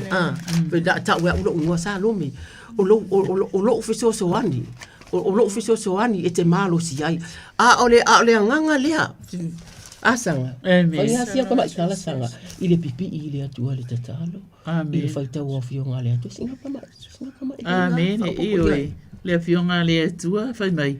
Ia o tātou tatalo sa ili. Ia. O le tātou sa ili. E sa ili atu i le atua i tatalo. A wafo i whai mai le fionga le atua. O ia o le atua tari tatalo. O ia a wafo i nā te whaafunga ina la tātou vala au. Amen. Whai mai e le tutuli fofonga o le atua. Amen. I lona whaafofonga ina o a tātou tatalo. O le mana onga o le atua. I o tātou tatalo atu ma le nganga wha maoni. Amen. Lo tātou anganga e tali tonuina na te mawhaia uma mea tātou te mana na o ai. Pai mai lai, ona whaia lava lea mo outou.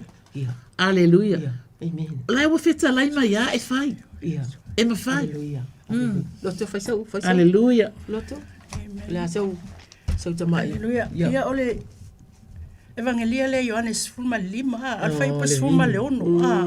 Pai mai Yesu, wa le filfili a ue o tou, a ua filfili o tou e au. Wa otu ina atu foi o tou ia o tou o. Fai mai ma ia o tou fua mai ni fua. Ma ia tu mau o tou fua. Ina ia fo ina atu ia te o tou. Ele tamame o malawa. Tou te ole atu a ia te ia ilo ngoa.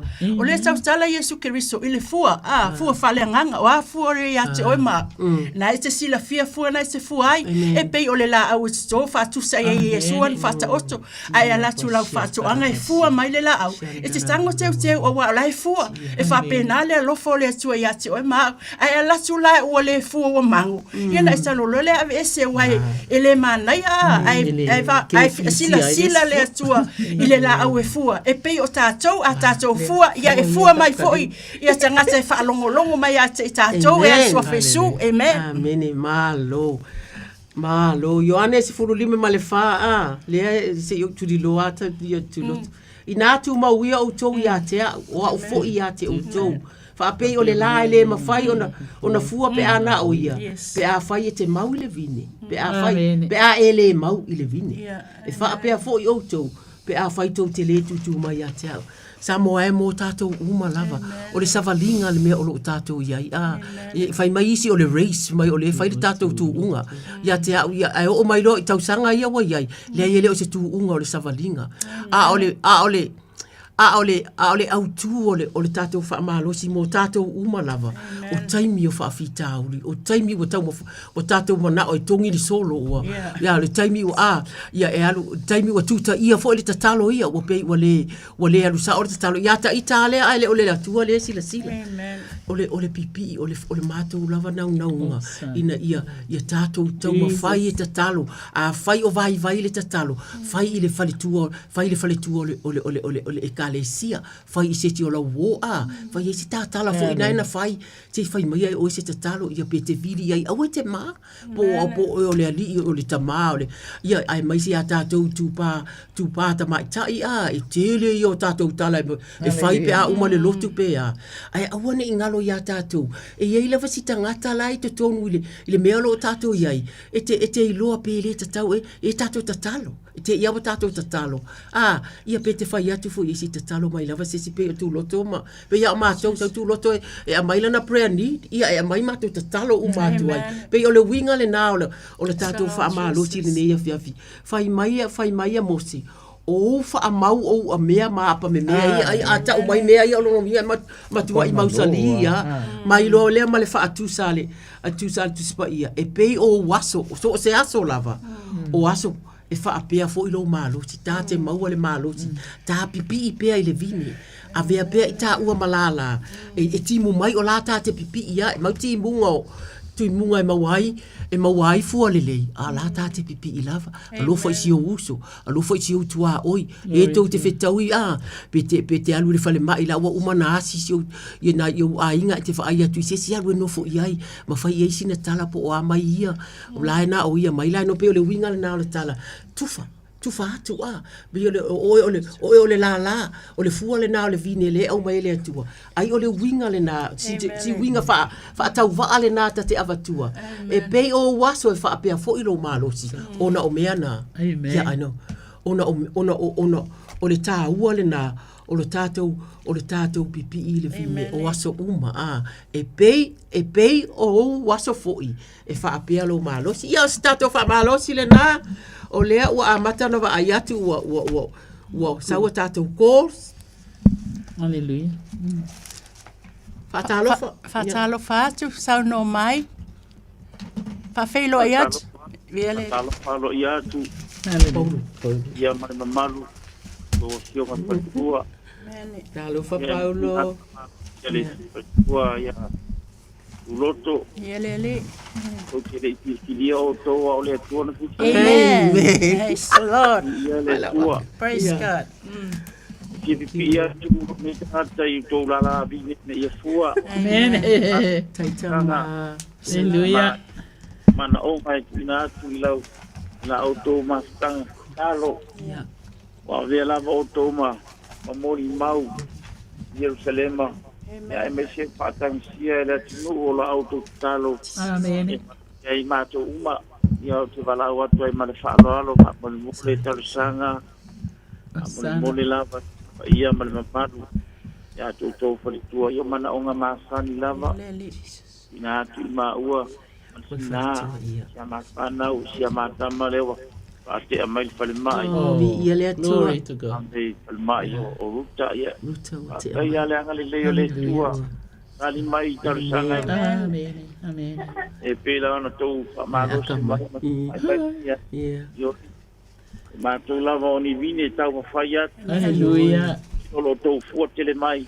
Ya wa al sanga mo moli mai na ia fa pena na ola se tanga. Amalo se u fa mai. Amen.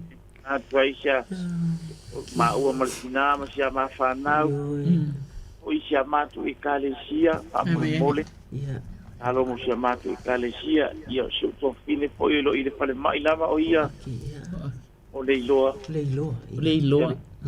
ena foi ele o tanto o fa ena no fa to lia i pale mai ele nei vai time special fa ia mana o ia atu mole anga telefon la auto talo que na ve olimau pola matau le afionga le tua talo fatau anau amen mapatia ina fatina na fatulai wa auto fo wa mana vai na mai ele mana vola haleluya sana vai auto sui va ia le tua e moli mana onga ma tarsa e to ma tua il pa io le no e mana ya fa mole ia me se foi tu ina foi so tato tu no Samoa ani o meu tupu mai ai io la auto talo e fa foi na pero tato tu ia male nganga tu alo fa mole sa lo me ma ia uloto haleluya asana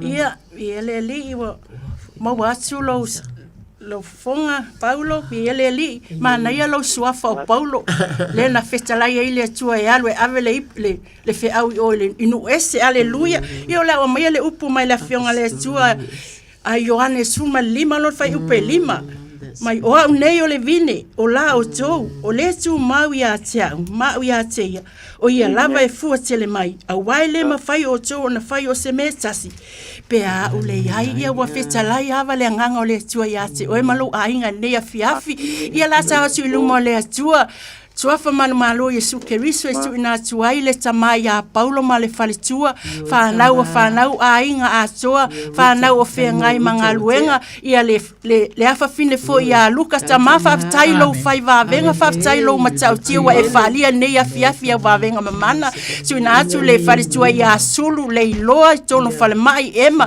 tina ia va inga lau fa malo longa tamai o la tino fa fe ngai manu malo fa so au va aleluia wa festa lai e tupu tele o le upo le atua male maluia ona tangata aleluia tula ia ina malama ia wa wo mailo malama walwa e foi le pulo yova yo lunga aleluia ia tu ina atua lona ainga atua lana e kalesia aleluia ia la to lo tutui pule la ile la unga ina o lana upu ia halu male mana la upu famaluia ino fo asofi le kalesia aleluia tu ina atua i foi ia Samoa tama itu na tuai le pale mia ma le pale mene i o e lava tama e se fa amanuia ia se ila tau o ame o fa longo ai ia wana o e lava tama le fa masino tonu aleluia ia fa amanuia ia ila tau uma lava tama le tua lo ma tau se tu inasu Paulo malona ainga atua ila fa amalolonga o na tua fa fine le tamanga lue manu malo haleluia fa amanuia ia Paulo malona nauna watu ia te oe pe ona nauna le ai lai vai tafesta ma tali fa ali ona mana onga wa e feta lai aleluia mato tele i fili oe a oe na i fili i mato e ale suafa Yesu Amene ma amene. Amene Paulo. Praise the Lord. Ele loto le nganga fa. Tai ke le lava. Hallelujah. Tai lava fa malos. Mese tua ya tu loto fa tai motor sanga modia. Yo talo ai le nganga le tua au mai la na fa unga malan fa manyanga. Amene. Manyanga tua ya auto fionga. Anu mana upu tu sanga ina. Ole mana ola na mana ba mai fonga. Tua apena ono tu tau atu le mama ele me ta ile tua mo le atu apetele lava malta to ma tanga le nei po o ile fionga ya taito mal tau tua ino le ma wa sono finangalo awa uma male mala uino mala na yo le nganga tu mul faralo e mania tele e taimi le nei po male nganga tai lava male abandoa tai lava Paulo manuia tele oe male ainga Asifua. Hallelujah. Ia whaataro whaatu le bala aulo o lunga le lain sauno a mai. O te whaataro whaatu ia o tō patua. Talo whaulungi ia. Talo me. Ia. Ka tanga ma tu pine ia tulot. Hallelujah. Tai le maruru ta toi whelo ia i le nei fiafi. Hallelujah. Ia whaiaso lava leli. Amene. Amene. Nei po whaapitai mo le avanoa si nei toina. Hallelujah. Ia o manaonga masani lava. Amene. Toina whaasolo solo lava ina. Yo lolo ona o le talo. Hallelujah. Ia o le tua lava o matu. O vai pa mole pa ponga le atunu. Ia ai mai se fo ilo tino atoa. Ia o savari lava le mea le o lo fa malo no ai. Ia ai mai se fo ia sala sem muri anga epi. Tute mga ruenga sa penga ia ile nei va yaso. Ia pana ia Monica mo question. Ia na iteine matai to rua malatu pana me olo no no pai. Vala lava ino fuanga ai sei do ai lava ta sanga. Ia sio tu fine fo ia ake di palma. Amen. Alo fangia il to talo pa mole. Sana. Ia ai mo sire la tele o nai pana o lo i Australia mo Samoa. Ia o atu ia le mana o le lofa o le tua ala i le to talo. Ia o se mana o ngale asto ina nei fiat. Hallelujah. Malo le soifua. Sanga. Hallelujah. E se le matango fialo si fonga tama. Mātou te whaalongolongo atu iai, ia e whawhitai fo ia wā olo e te talo fo ina ia manuia fo ile nei ngā luenga olo o whaia, pamela o whana ue. O la uto e upule nei. Me mai, ia o tau loto te tele ile alii. Male malosi o lona mana. Amen. Mai, ia o ofu o tau i ofu tau mai le li. Thank you, Lord. Ina ia mawhaia ona o tau te e atu i tonga fiti ale ti apolo. A wā whai mai, a wā tātou te le o tau. A ia, matangata. A oali i sili mawhai pule. O le nei lalo langi. A toa ma nganga leanga. O le langi. Hallelujah. Wow. Ai whai mai, hei awane ipo pole, mātua tuwale mai, ia o ofu o tau, ofu tau, ato o toa mai le li. Ina ima whai ona te te e atu. Pe a o ia so vale. Amene, aleluia. Pe a whai fo ie uma, ona o tau whai a o ia mea, whai mai, tau te tu mawai lava. Amen. Aleluia. Maftaita ma. Olo atali I po le tama olo o vala o mai. E masani a te oi. Hallelujah. Hallelujah. Na te mana o e tau mai o na mana o ngā mātou te tutu whaatasi atu wai. E tu sa o fionga. To alua pia to tolu. Amen. Hallelujah. E vala a watu. I se mea mana o ai, e whaia lava. Ia awa to a tele mātou le nei o fiafi. Whawhitai. Aleluia. O le alo mātou ta māpa I ai. Whakawhitai o futau e te au mai a mātou te o ofu ai. Mātou te taua toi le taua. A wāfoi. O i mātou o lau whanau. O i mātou o le whanau wa le atua. O lo wātalii, o lo wātalii, o lo na ainga ua ia. Whapena o na ia tau maia. Ina i o mātou tutu whatasi atu ai. Paftai ai lea ta mā. Paftai lona soifua matua e ana ma au na pea i ate oi. Ua whai i langi le malanga le tina. Ai ua wha wau pea lava e ia le whaiva. I oi. Le atua e le ngate tutonu o lola ainga. Ia a uo mai masani. Wa iai ona a inga tutonu a ai o ngase pe o ake. Aleluia. E te anga le lei atu iai lo mātou tamā. O a inga e mamau malata mai. E nā te whaalata lata atu i a te oi. Ona o iamana onga. Ina ia a apa ane, a apa atu, a apa ifo a ao maa whana.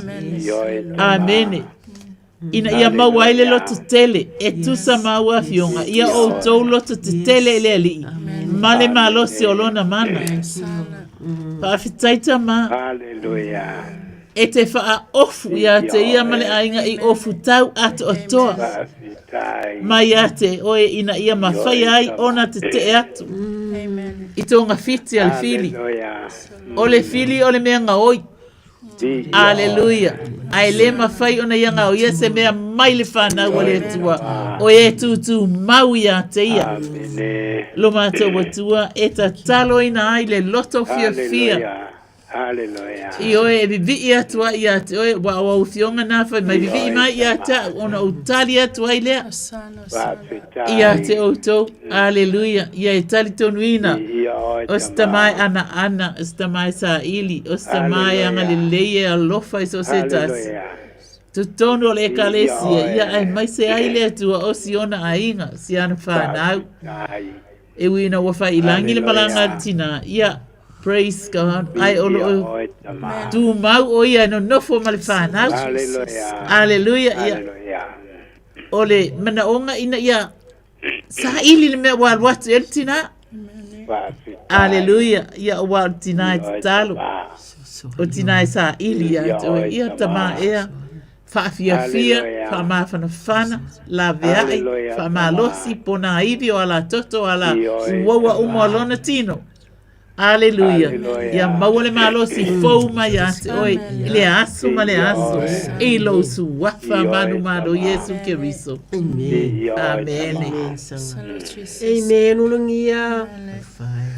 Ua pa malo pa tai pangia le tua tai mi foi o le atu o le po lao lungo awala o malulu to uru foi na timo le fiat thank you uina i fanua sei loa i manai fana umainga i alele ia se talatu le astoina soifua ia soifua Aleluia. Atalo fatu wala au ile laina sauno mai. Akalo faku malenga faralo. Talo fale au. Akalo fa foi aqui o ko for ko lo ko sa se ko. Aleluia. Eu lava fa kai o ko for lo mal maruru au. Marro si pe fa ko ka ko por kalam. Aleluia. Alo lava ile. E ka ke manga o ka ke fie fu pe la Amen. Amen. Amen. Ia o mga onga masangi la vai ki o ko for ko. Amen. Ia o ku inga ku fo isi o mako ko ma. Ma ku o fe ngai ro ia ma. Am fa ka so fu ngai. Ia o lo va ia pe su ia lo fa ma nga le o ko ma la. Kelea. Lo ma ia pe lo so lu. Telea. Ia no fe ngai ki ngam fa ka. Ia, telea. Ma ki nga ki. Ia o lo so fu le ri. Amen. Ia. Ia, e wha pe fo i ki ngā ai ngā oro. Sa i wha te mai kua ngā whio. Hallelujah. Ui o ia. Oh, hallelujah. E le ngā ka fo i rea o ke mangkua si o ko whinga ro. Oia o ia ro wha muri mai. E ngō fo i ngei ala fo ua alu ka whao i Samoa. Urianga. Urianga. Mongi masianga whanga ula i Samoa.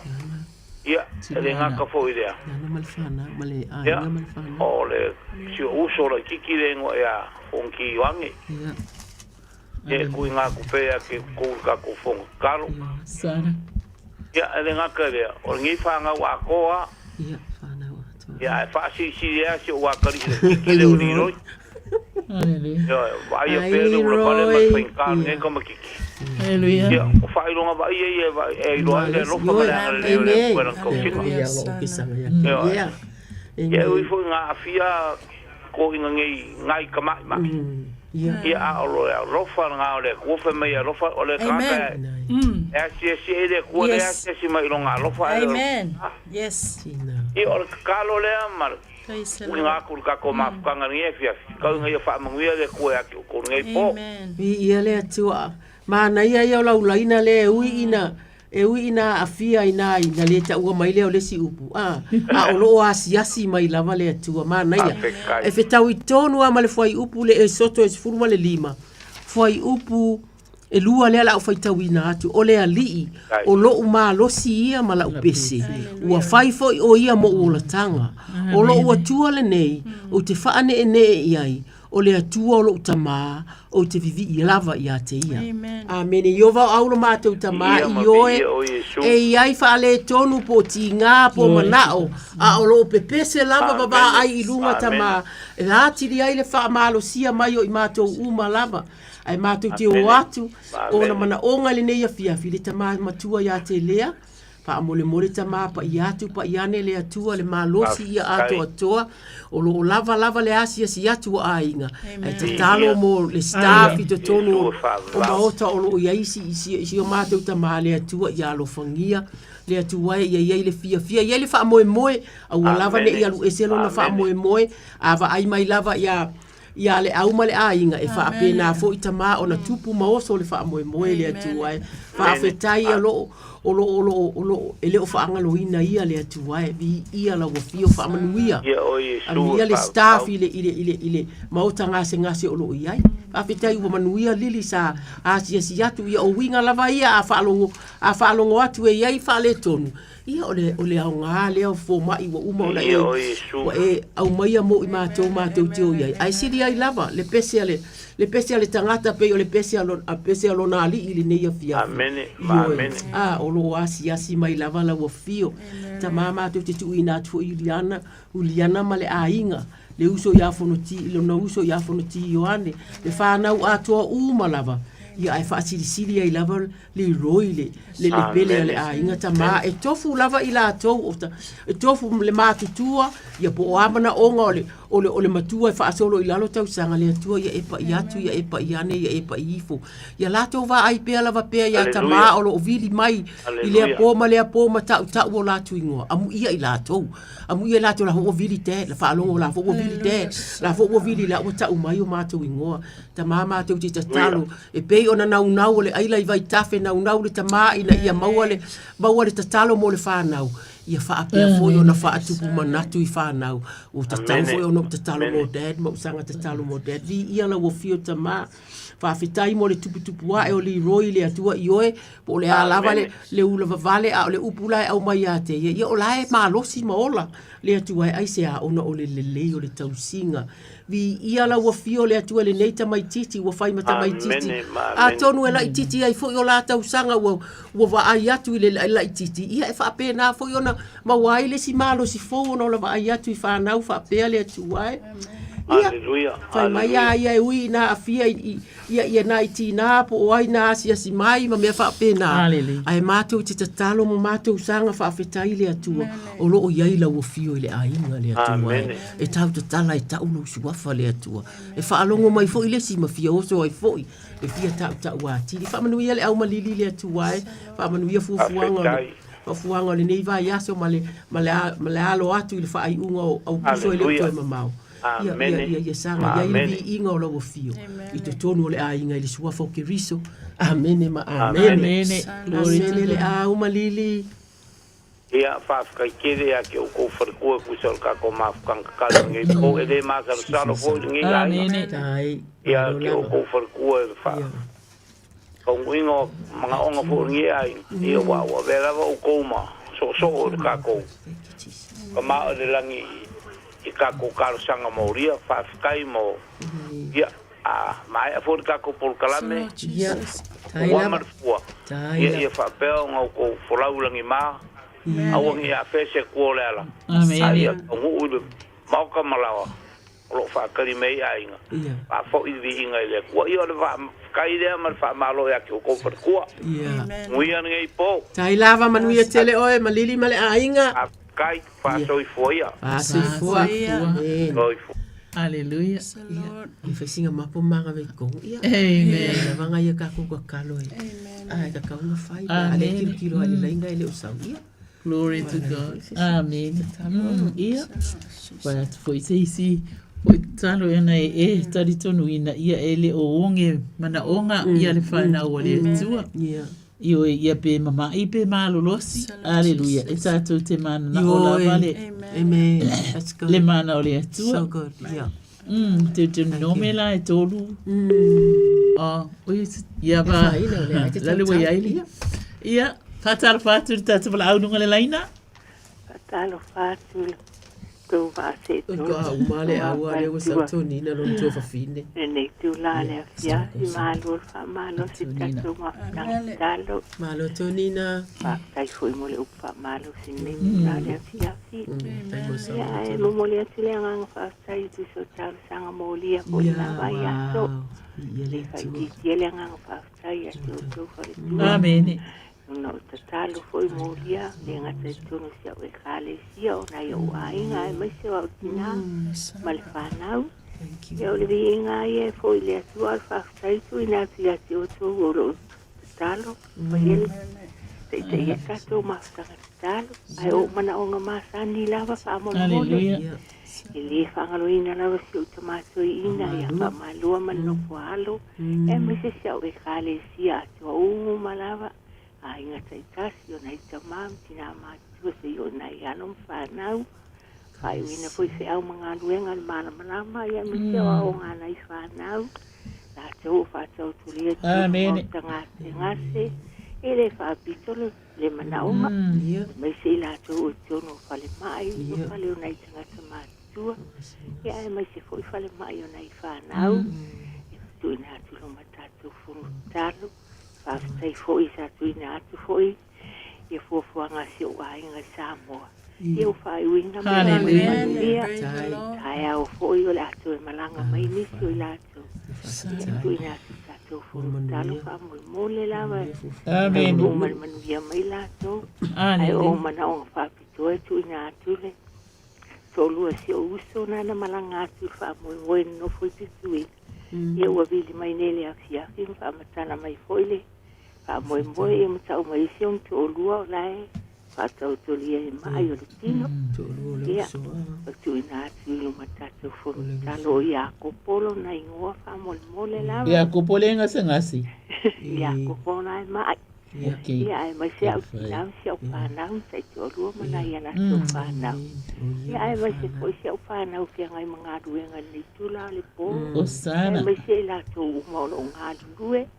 Ia o mana o nga na tu na tu ia to te ia ka to ma tanga ia ma ma palo anu pa sai tele telia mai le vala au. Tai la vanina le la Tonina ia vi ia le atua. Fai mai le tautere no me tōru tasi whau pui ono. Ia o tō wha malolosi. Amen. Ma o tō loto te tele. Hallelujah. Fai mai aua tau te whewhewhi. Aua fo ine i māta tau. Ia o tō i mea e tutupo mai. Aua fo i la. O ka se tele o mea ua e wala au mai ai. Ia. Hallelujah. Ai o le leila, ona o le atua, ele ai se me whai ngatā ia te ia. Whai mai, pe a whai e te whaalongo e le si ufofonga i ovalo atua, ma e tausi. I ana polo inga, ma ana sauninga, pe mai ua tūsia i lene tūsi, o ana tū la fono, pe a whai foi. E te foi mai i le li i lo atua, ma lo loto atua, ma lo wanganga atua. Hallelujah. A lea e langona ina i le loto ma le mafaufau. Ia lau te talo e tu ina mai, ia i lau loto ma lau wanganga atoa o oio se tina alofa. E te taulongolongo i mea le lei. E te le taulongolongo na o oe ma lau a inga. Ai e te taulongolongo mo whaamanianga le atua. I tu tono le eka le sia e amata mai le tamao le ngā luenga. Amen. Aleluia. O tangata mātutua o le eka le sia. Aleluia. O wōma e māsani iso o se mea. O e ua malanga. O e olo o nofo mai. O a inga o mamau. O e olo o ngase mai atu nu o mamau. Le atua. E mātou te tu inatu mua tinale nei. Ina ia e angale lei. Ma whaamanuia ma whaatuputele lona fia. O lona malosi ia veai o ia o se tina taulongolongo pea mo e puapua ngātia. Di ia oelo mātou watua. Ua mātou tatalo ina ai. I lātou uma o na ia ta ua o na e taliton wina. Le atua, wa ia tatalo atu ai. Ai mātou te whaalua ina le mana o ngā tina. Lo mātou watua pa i ai le suafa manu malo Yesu Keriso se e whaafofonga ina ona mana onga. Ua mātou toi tutu atu ai mai ai le nei fo ia fiafi le atua. E mamau mea mātou te nonofo ai. Aleluia. Ai sili ai ona mamau urunga le lang tasi lona. Wa lata mai lau a fio i e loto momomo. O e whaamaoni atu la lata wo atu ia te oe. Suafa manu malo Yesu Keriso o a ao ma whanawhana o a ao whaamalosi e te paiane, e te paiatu, e te paifo ia i lato uma. O e na ia taua mai a i le neia fiafi. Le atua le suafa manu malo Yesu Keriso ia e anga le le ia i lato uma. Ai mai se foi ole ainga o lo i tutuila pe ona ta ua mai. Lau whaamalosi anga ia kopo le atua lo mantou tamapa i ai. Whaamole, whaamalosi fo le tina ma le ainga tama ea lawe ai. Lawe ai olo o atu i vaala ve lawe ma me olo tutupu mai. A ua whaapena ona mau ai fo i mawhatianga. I le suwafa manu malo Yesu Keriso. Mato te whaatonu ina ia nganga whaalawe lawe. Ina ia o ese ma le ainga o le tinale nei. O ese malau whanau, whamole le atua, whamalolosi, whawhiawhia, whaaloto te tele ia i lātou. Aleluia, ina ia whapena, ona toi whaataunu ina male manuia fōwhuanga malawa.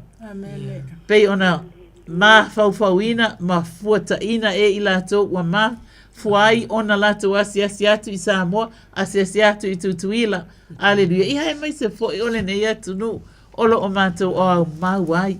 Suafa manu malo Yesu Keriso o mea umalo i ailana whanau tutonu o le ngaruenga le atua i anga le leila o fio Iova whapena o na fua mai i fua e lei fua e fina ngalo i aila o fio e tusa mamana ongo le tinale nei tama i suafa manu malo Yesu Keriso ina ia maua lunga ai le vi inga o oelo mato utua whaafetai ma whaane ina le suafa Iova o e lava o le atua o le tupu o le li o li o le atua e manu malo e tinale nei ona mana onga umalava e ala le suafo Yesu Keriso.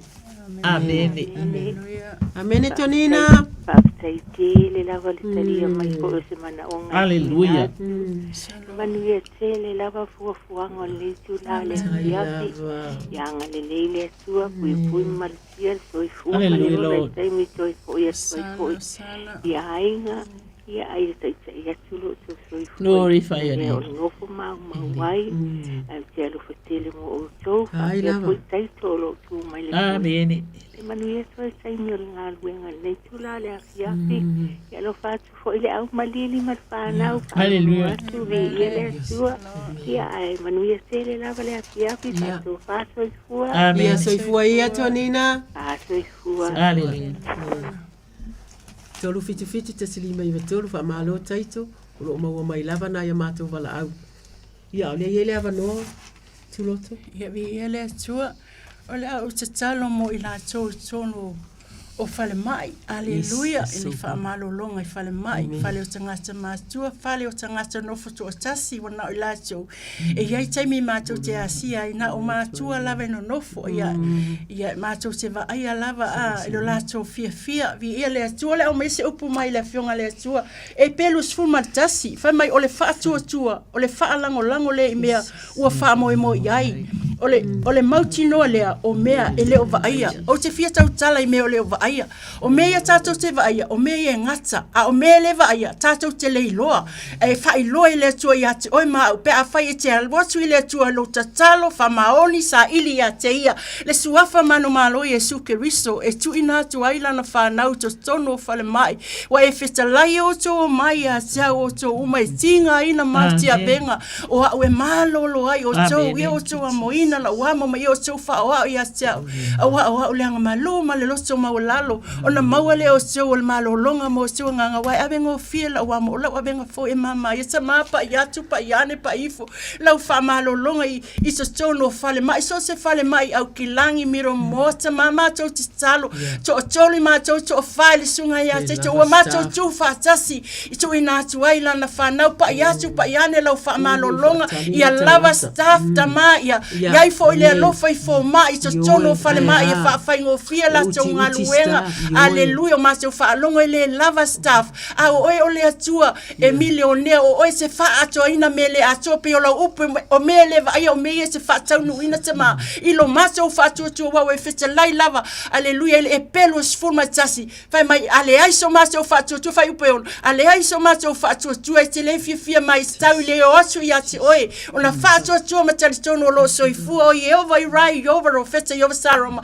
pa i atu, pa i ane ta ma, i a wha o ngā ina fo ia, sa ngasa o lo o iai tofi so tonu i a wha penauna, da sa ili i a maua ni ta ngata e fesosoani i la tau o kukaina me ai, i a wha manuia i la tau fo i o va aia na i ta ngata o lo mamai, i a ta maa wha manuia i a i la tau pe o mna tau va aia le matang o fio nisi o nes, e a lo lofa i ta ngata lo ma tau atua, i a tu ina atu ai, i a tu oe la tau uma lawa i festalai o wha lava e malo loi ta tono fale mai, to tono ainga fale pui so se mea, ua mato tu ina atu lo mato loto ngata stasi to o lua to tolu tata noi lo suaf, i ai wha atasi ma lawa fio tu ina atu ai foi, le tina i a whiawina, i a iai lo wha malolonga i a te ia ma le lofo alo, i le suafa manu malo Yesu keriso, tina i a mafa, i a iai lo wha malolonga i a te ia, i suafa Yesu, amen, amen.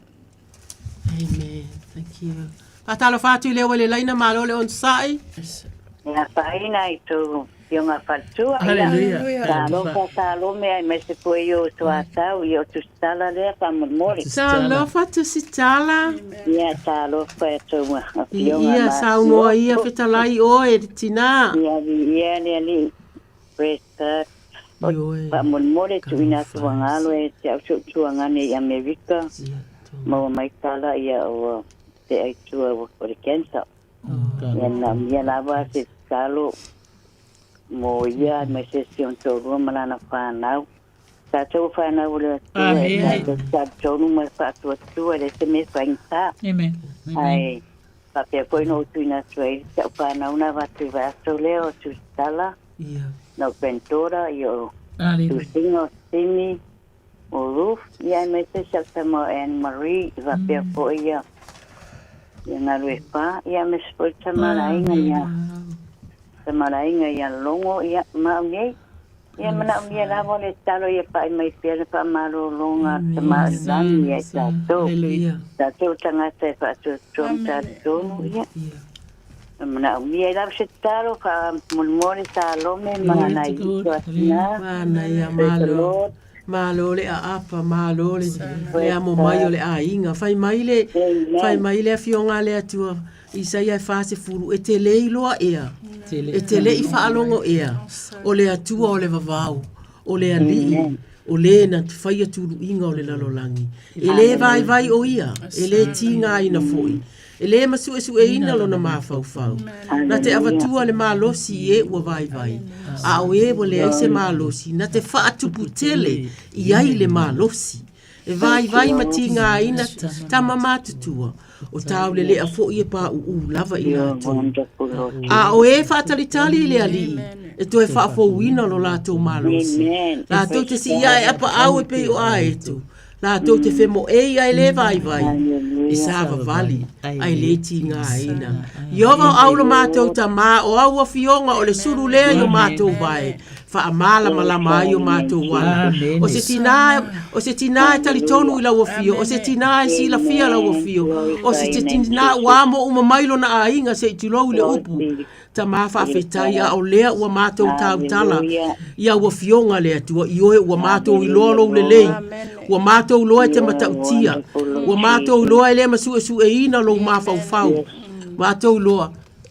O mā losi uma. Po fea ele fatu saina i le mālosi e te avatu le atua pa i atu pa i ane ua iai sina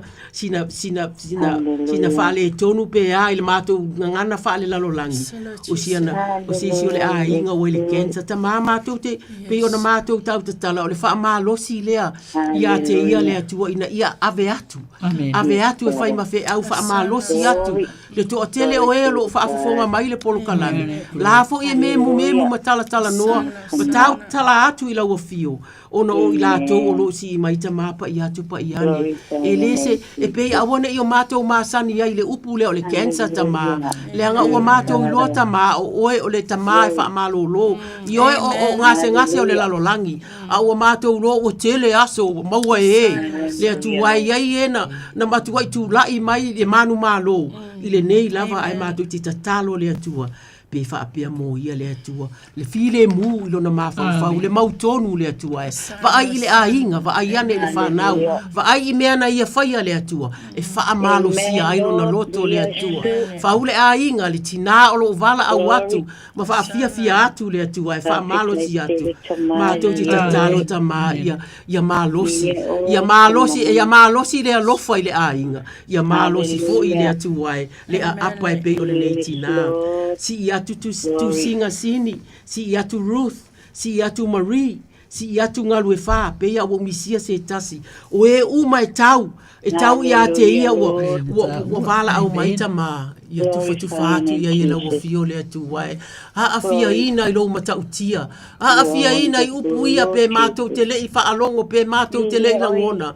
Le atu wae, turi le a fionga le atu, so walu wae wa ai, po le ale tusi le ana amai e grandma ia tātou. O na alu loa le a whai taulo na tamā, o le vi inga le i uruma tamā. Tamā mātou te whaafetai a inga e sila fia mai loa lau a fio le atu wae. Anga le lei whaatino o le mātou upu le le nei a fiafi. Anga le lei a wao vi inga e sau le ngutu o le tangata, po lo na fofonga. E vivi i lau a fio le atu wae. Pa i atu, pa i ane, pa i fo i nisi uma lava. E tau i atu si tala i a haafia ina uma e o iona tua o i le atu wae. Mātou te si i whaatasi i mātou le atua.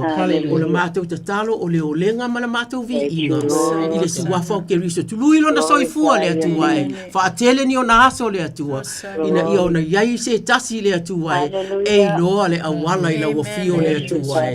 I le suwafa o ke riso wa mātou o le atua e. Amene ma amene. Thank you, Lord. Tisitala. Praise God. Amene. Ipo se kule. Yeah. Le masa stalo la se la votana tapatonu postana takefsiano amene tafe atupo ya tato pana ulmana mai wala ngona no tino Hallelujah. Pana tanga. Po ibi inga ye. Ta lome manakina. Ya ta sama matuloto. Ya mana ole atua ya se oto. Ai lava. Sai mo tanga mo ria mo se oto ngane me se pana. Hallelujah. Po ya sa. Wa la ngona ile pa mai ile pa maro. Praise God. Praise the Lord. Ya pa manu tere le tua se oto. Tai lava. Mas foi le stunga la ya sai to. Sai ko tua. Ya ringa luenga ya foi fenga malolonga po ya pasta tere la va ya ya soy fuaia tu stala soy fua ya hallelujah ya vi ele tu tatu atunu praise God ela o foi se tatu talo ele tua Ina, ona o neia vanoa tā ua. E tātou te o atu ai I luma le atua. E tātou watu mana onga ia si itia fo I to tele fo I lātou. Ola o whai mai, ola o whaalongolongo mai e mai se o lunga fo I o telefoni ngai le rest home. Aleluia. Aleluia. Ai whai mai tala salamu e limas furu whai po surumai wha. O le whai ale vi inga mataulanga o le ava lea I le atua. O le whamarosi foi. Ia tātou tau whai vivi I le atua. E te vivi e te tonu o lau whale, te vivi I lunga o lau moenga. Aleluia. Awa o le vi inga e a fio mai a ile atua I lona mamalu. Thank you, Lord. Aleluia. Hei mai, o te ai ea I tino o povi poa. Pe inu ea I le toto oti. Ai whai mai, o le vi inga, ia whaia lea matau langa I le atua. Ia e avatu fo I le sili ese mea na e tauto ai. Ia e wala au fo ia te e le aso e iai le pua ngā. Amene. Pai mai, o te lawe ina oe, ona e vivi I mai ai le ia te au. Samoa o le tā ua ia o le vi inga I le fina ngalo o le atua.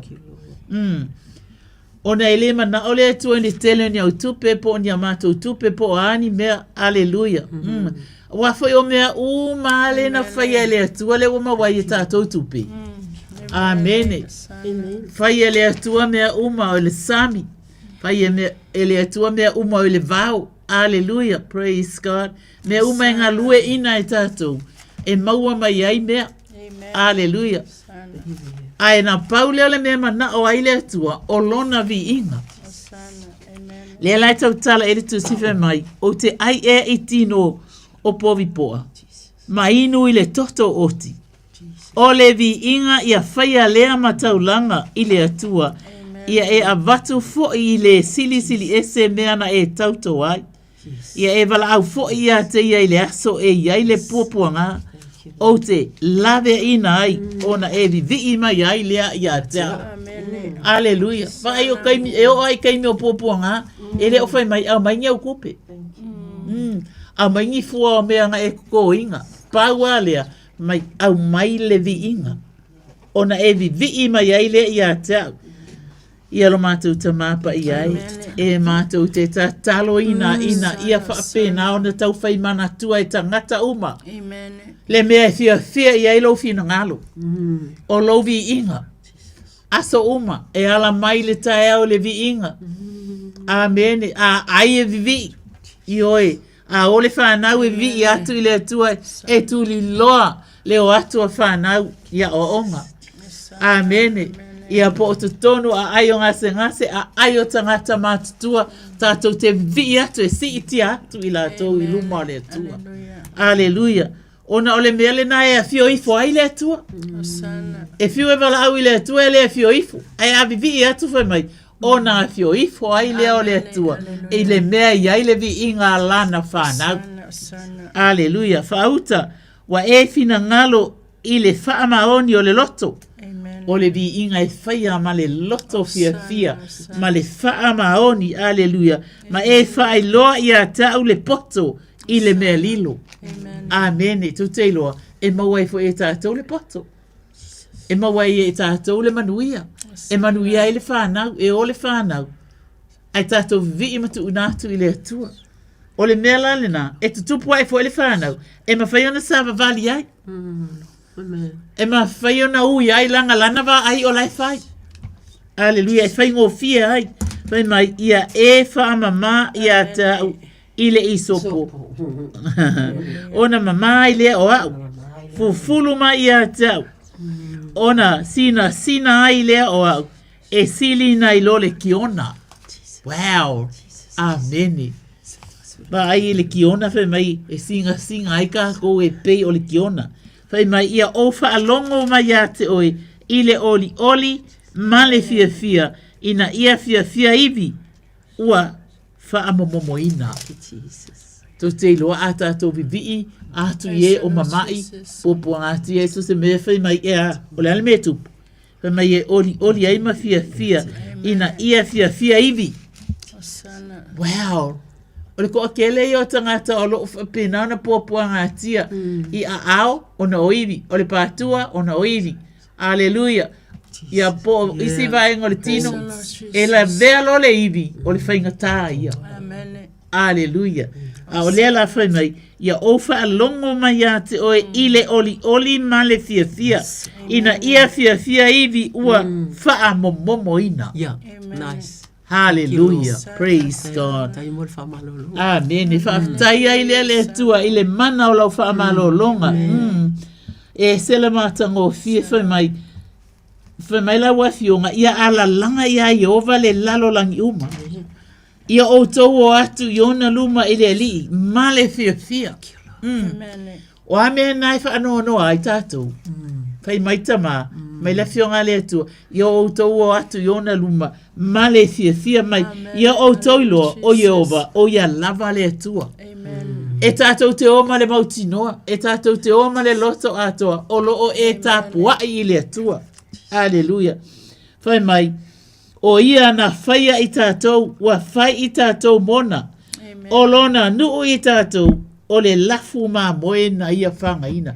Te ilo oema I tātou uma. O ma moe a le atua. Ia tātou a mio wha ma moe loto mauralo. Ma loto file mo. Aleluia. Amen. Praise God. Wai e fo isi tai me ta woso e lunga le fika.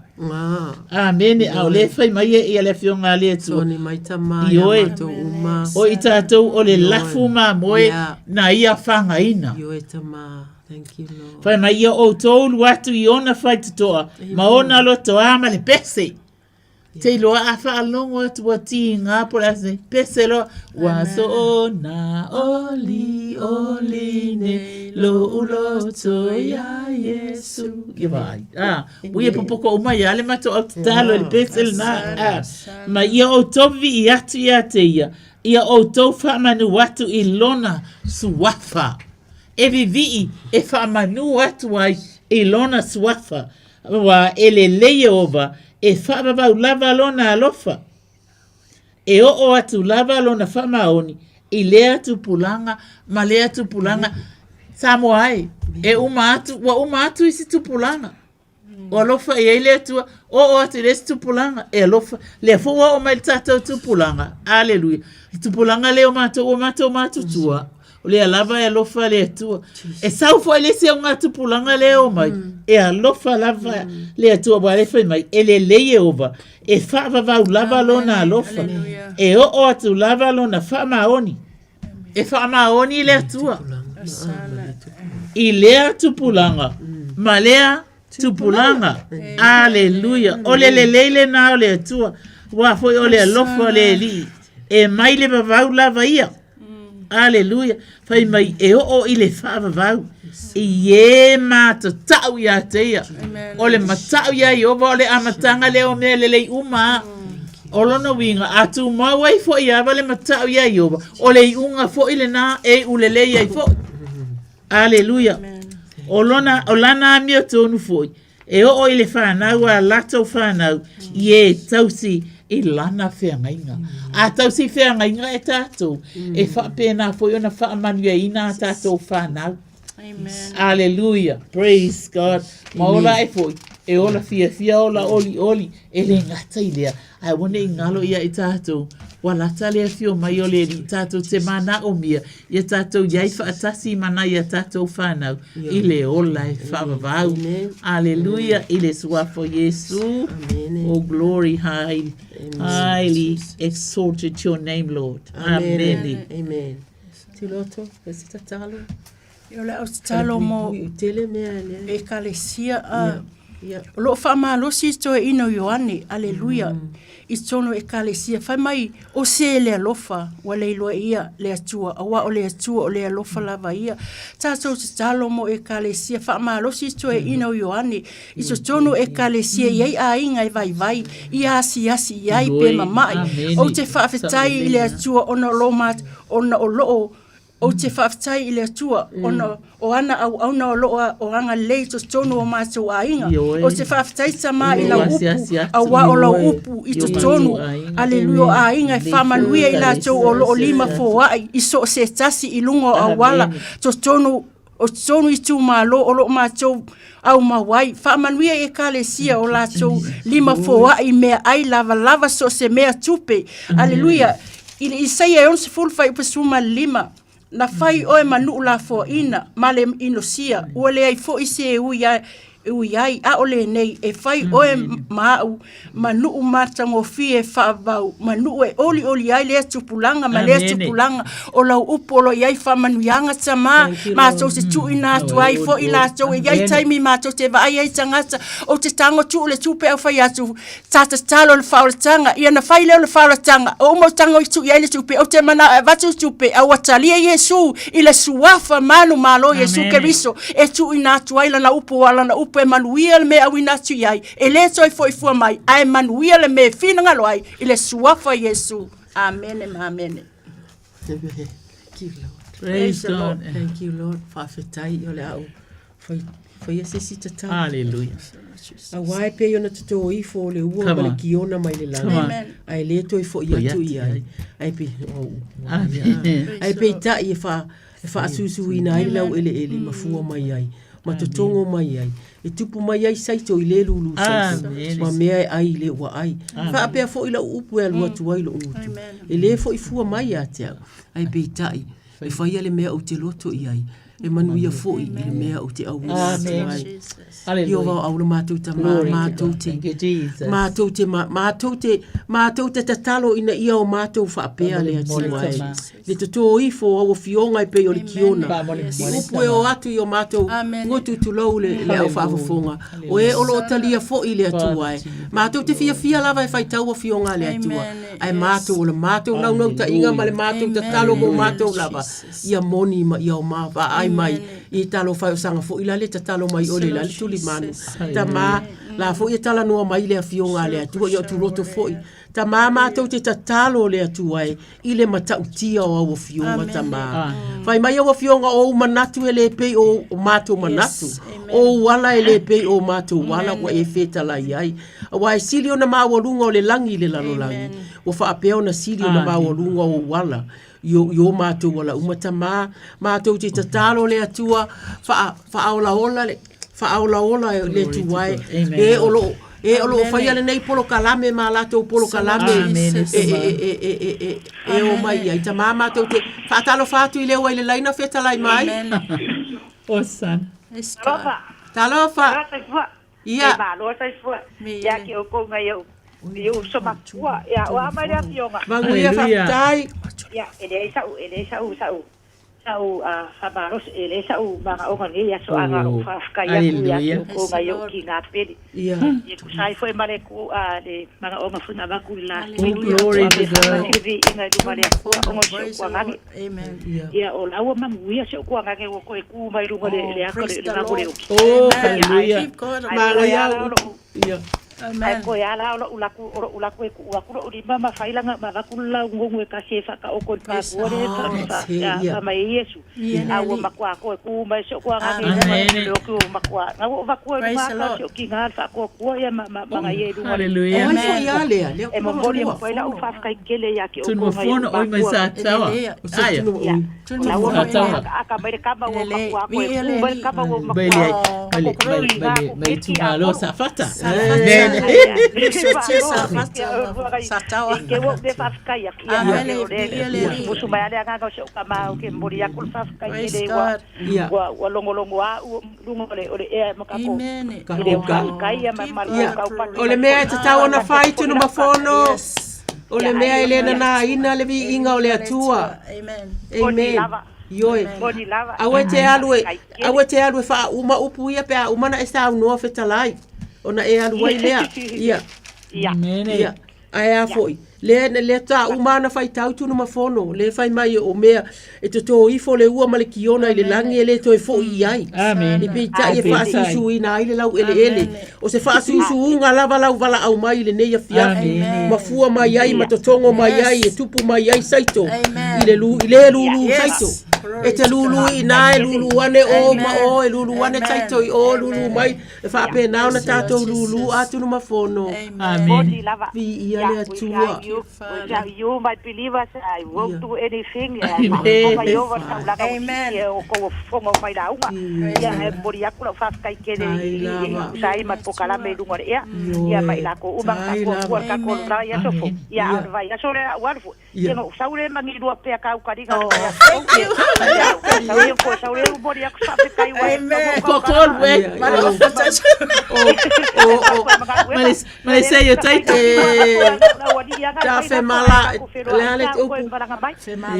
Ta fe mala ala. Ia. Fe lo ai angelu lu ngore ia. We love you. Ai uso makua ia. Salo lava. Ia manuia tele.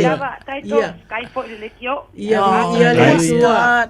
Soi fua ia tu numa fono vi ia le atua ia le nata. Ia Samoa o tau whafonga o le vi inga o le vi inga i mea au pitolunga o le manuia i le lalolangi. Ma le fina ngalo alofa i tangata. Ma le fina ngalo alofa i tangata. Ia o le pati le na o le atu watu i. Ia atu watu i ia se sanga. Fa ia se sia tātou i tatalo. Ia. Fai mai la le fionga le tua lua kone nitu ta upetol fai pusuma le ono. Ai peitai. Fai upesfulma le ono. Ai peitai. Ali liu ile ali. Ona ave eseina ai lea o le ufi ufi. Fai mai o le ali. O le nganga ia. O le mea o iai le nganga o le li. O iai le sauratonga. Amen. Ia aia ere sauratonga ni tatou whanongo longo atu ne iai. Amen. Fai mai la ia leo le isai e whata si fai po se fulu. Awa e te fefe. Awa e te fe tepa tepa ai. Awa o au olo watua. O le whaamalo sia oe. Fai mai la ia lea e moni. Nga mea mongi a mea mai ele tua. Fai mai e moni o te fe soani ia te oe. E moni o te tau fia oe i loo lima tau matau. O iai le ami o tonu. E tau te sila fia o tau. O le tu tau matau o le atua fai mai. O loo a fio ai le li o Yesu Keriso. O le o loo fai a le faiva o le tau. O le fautua mo i tātou. Fauta e mama siasi la to uma o e ita ia te oi. Amene. Ke longa e isi kanga kai mai fa mai e wa make ai wa mai. Aleluia aia. Ai tātou tatalo. Awane i eni manatu fa pena. A fai e isanga ta fa pena. E halau na ita ona i se mea e leanga i le va. Ai e fa ale leia uma va. Amene. Aleluia. Ia ve ila to e peise i wale ai e fano foi. E whano fo'i le ai o e whina watu ia te oi. Ioi, ako ke le whinau i le atua. Yes. Awa ona o le atua, o le pule au o mea malava. Aleluia. O ana fionga e moni ma wha maoni. Ai, whai mai o e whaasanga tau mai ia te oi. Whai mai le isa i e whata si whauta e mama siasi. O ka ngaka i whaasanga tau mai i tangata o le tua. Aleluia, whai mai. E mama siasi i lātou uma o e ita i ate oe e ave i lātou e pei o se ai. Wale ai. Se ai, wale ai. E whano fo'i i lātou o e whina watu i ate oe. E te sa ilia i lātou ai etele maua i lātou. Amene. O e whai oe mao lātou fili, e ave i lātou e peise i wale ai. O peise i ua matua lea i lava. O e na fia tau atu i ate oe, awa o au o Yehova o lo watua. O le ua ta ofilo u lima tau matau. O le ua whai atu i ate oe, aua e te fefe. O au o te ia te oe. O au o te fe soani ia te oe. Ia ele o se upu a mātou. Po se upu a taito. A ole feta lainga le atua. Le ua whai mai o le ua whai atu ia te oe. Aua. Whai mai o au o le atua o le ua ta ofi i lo lima. Tau matau. E se le lei o lo tātou atua. A ea. Amen. Ia le atua. Aleluia. Sua ko Yesu Keriso. Amen. Amen. Amen. Glory to God. Ia le ava no. Amen. Hallelujah. Hallelujah. Ole au talo mo. Fale pui pui. Ia. Fale pui pui. Le Hallelujah. le kole tau sa. Lord Jesus. Sawa. Pili. Le. I'm watching. Amen. Hallelujah. Fai ai te talo ai mai wo in. Ia o fetalai lava Yesu Keriso o te le isau o e a mio tonu a o e angasala ina ia whapena o na fulitua maliliu mai ta mai tu na tuaila na whana o i whale pui pui au ngā whaasalanga ia fulitua i le leanga i fo i mai tato o whaatasi a Yesu ia wa o Yesu o ia o le ala upu moli ma le ola le mawhai tato atu le tama pe a tato le ui atu ia Yesu whai mai o le manwe le mawhai o na lele pe ale aini o na apa au o le i ai le mawhai o na ola pe atu i tono le vai a o Yesu Keriso o le vai o le ola le na ia fetalai ai le fin Samaria a mai le na vai se o inu wa ele o lo le fine o Yesu o le vai o le ola aleluia fetalai Yesu o le na vai e to fe inu a o le vai o te avatu ia te e ave to tonu ia te o le vai e puna i le ola e fa vau o le o te vala awai o tuangane o tama o tina o uso i tono o le fale pui pui fo i mai tato fo i atu i le atua wa o na o ia lava le tato fa amasino wa ia fetalai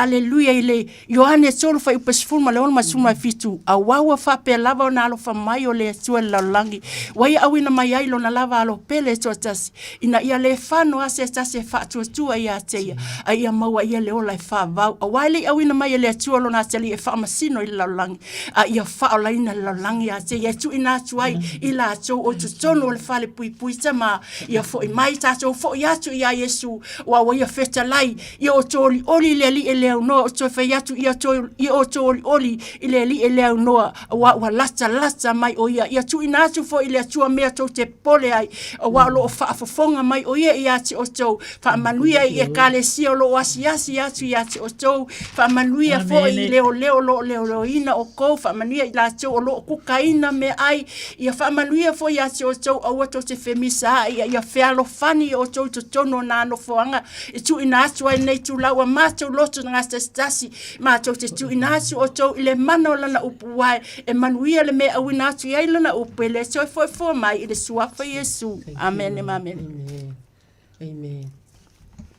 ia le tu Samoa e pe ia na tu fa fonga mai ma to te fia la vai e fai tau le fio wa le tu au le au fai tau ina atu le Ezekiel to su fitu nai foi o te ia I know sanga I know you do o faalinga o iwi mamango mo i tātou uma lava fai mai nei lunga ia te au le au le ali na ia ave ina atu wau i le anganga o le ali mana tu watu i le whanua lau ngatasi o tumu iwi o taita ina anea ia o whaata amiro i lava whaauta foi o matua tele lava i le fonga ele whaauta foi o matua mamango lava o na fai mai lea o ia te au lea tali i ore tangata i ma fai e ona toe ola o ia iwi o na outari atu ai lea leli i ele atua o e si la fia lava oe o na feta lai mai ai lea o ia te au ia e vavalo atu ina iwi ma fai atu ia iwi mamango e fa alongolongo mai ia i lea fionga lea li o fa apea o na feta lai mai o lea li i lea tua ina iwi fa auta o te whaauruane le manava i te tonu ia te outou.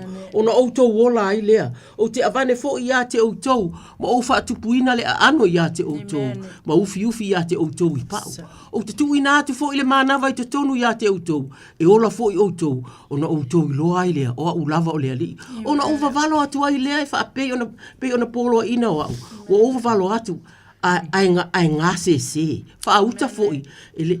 O le ngā o ioi, o na fe so o ta i lea o iwi, o le iwi i lona iwi. Wa ova ai atu whaauta, wa tupu wae, wa maa ano ia te i lātou.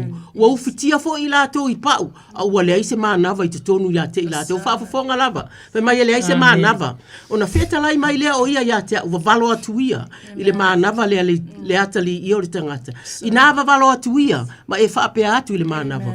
O loo whaapea o na feta lai mai o lea li i lea tua. Mana vai, i nasa uia mai matamatangi e wha.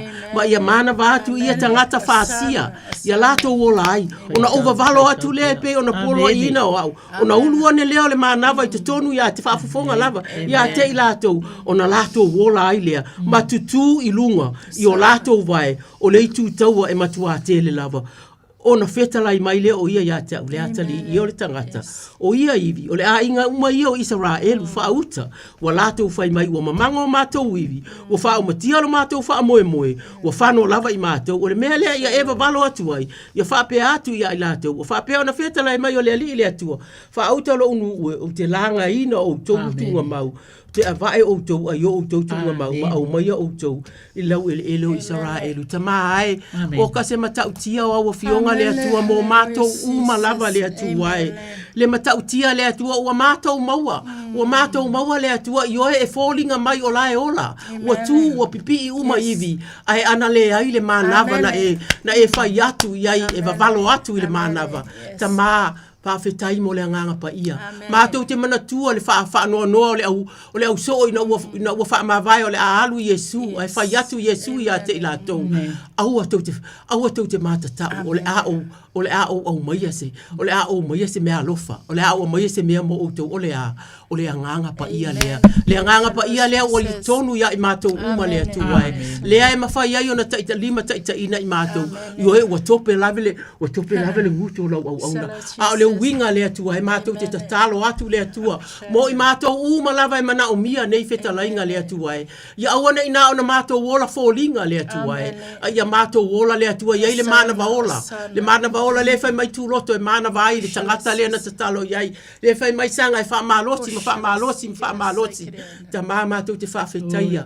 Aua fionga e matautia, lo matautia ta mā. Fisoasoa ni mai, e vai au na isi taimi. A o lo mana lea tua e lea nganga o laua fio lea na au mai a ke riso lea tua lea ua mātou wola ai lea tua lea mau te leo te tele ai lea tua e lima taita ina i mātou ma le loto mau lalo lava ia lima taita ina i mātou ia whaapupula au mai ni mata ia i mātou ina mātou loa mea o lo e sila i ai ia mātou sa vali le whaatua ai leo le vaai o mātou mata ta talo lea tua e whalau tele a mātou visiona mo a inga ma le ta talo mo oe lea tua e whalau tele nei o mātou loa ma mātou vaai atu o pala lasi mai i lalo mea e whaafatu olo mai la mātou sa vali ma lau o fio lea tua ia mātou i loa lea tua ua ta tala mai whai totoa ua ta tala mai ala mātou te ulu atu ai ta malo mātou wava e te tau wai lea tua i o unuma i le suafa o keriso.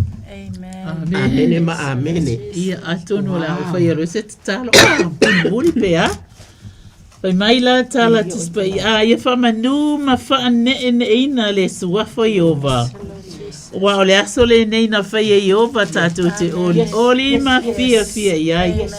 Wa whanau mai mo i tātou le tama. E lona ua le malo. E ngoa o ia o le sili es. O le tama le whavavau. O le li o le file mu. E lea i fo se mea e ngata ai le tele. O lona malo. Awa tala mai le langi le mamalu e ova wa whaalia fo i le vani mo nimo ngalu e ngā o nā au. Olo o ta watu le upo le tasi aso e le tasi aso. Olo o whailo atu fo i le poto le tasi po i le tasi po. E le aisenga ngana, e le ai fo i ni upu. E le langona o la tau leo. A ua o atu lo la tau leo i le lalo langi umalava. Ma la tau upu i turu inga o le atu lau. Ua na tuu i aile fale i e mo le la. O ia fo i e whapei. O se fato a whaia wa. Ua sau mai lona afe. E fia o ia e pei o stangata fita. E ta mo e i le ala. O lona alu atu mai le tasi tulu inga i le tasi. Tulu inga, ele ai fo i se mea e ngata ai. Lona, tamau a inga. O lana taami lo sanga i le tasi aso i tulu inga. Ele ai fo i se mea e lilo i lona de vela. E sa o le tula fona iova. Amen. E fafo wina ai. Amene. Fafo wina mai ai le nganga. Amene. E fa maoni pola inga iova. E fa poto ina ai. Le ua whaingo fie. E tonu fe awa iova. E fa fia ai le loto. Amene. E mama polo inga iova. Aleluia. E mala malama ai mata. Amene. Amene. Aleluia. O fama sinonga fo ia Jehova. E moni ia matonu umalava. Fai mai e sili ona le lei i le auro. O le auro e sili ona le lei e sele. e sili foi ona sua malia i le meli, o le meli ua sisina ifo. Amen. Ua apoa ai ai foi. Ia ana au na e tele foi le taui.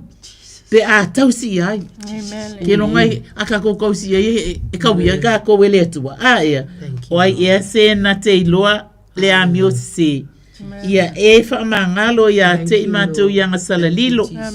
Amene ia ta ofi foi. I lau au na ia ngasala fa amaualunga. Au ane i pule ia te au. Ona sawa i lea wa matou wa mio. O te leno fo sala foi i le leanga sili. Ia ma lie foi ia te oe upo matou ngutu. Ma mafaufaunga o matou i loto. I o vai o lo matou papa. Ma lena te whao laina matou ngi o laina i matou. I le suafo Yesu. Amene. Amene, ma amene. Ma lo sanga. Ai mai se lava. Hamanuia ya taito. Aleluia. Lo nalo, mo nalo, lo ia tunu mamauta. Yoe taito sa loto. Papena ya tu loto ma talo sanga ma lato ma la au ainga vi ia le tua. Nei na fa mana tuina ai le lua tau sanga o le vala auina o le alio tu loto ia ile mafana walu ia a watu tu loto failinga luenga le tu e Samoa ia o mato o mai le si ia mato barame ia vi ia le tu mamana ia vi ia le tu malosi ia vi ia le tu au tangata pa fitai mo mato mutu tulo lo mafai ai ona fa nga mo mato leo pa manuia ia taito ai mai se lui ma ane pe ona tala ai sanga le amata le tu ave lo wanga le le fa ngai ai sua fa Yesu amene o salo me micho moele nei to faia sai fua Samoa o tsarasanga se yuri pureitiu ato hallelujah tu lots of robbers misi pat sai fua ia Samoa. Wow. Hallelujah. Thank you, Lord.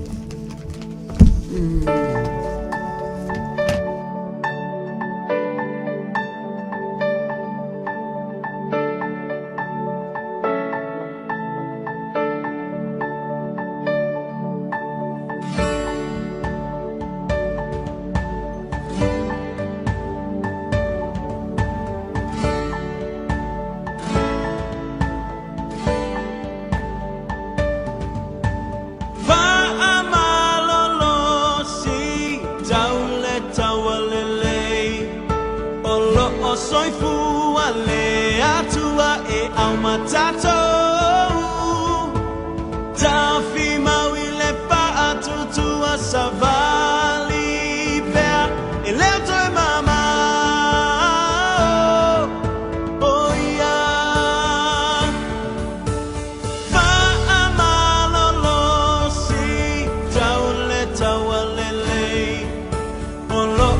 fu ale atua e au matato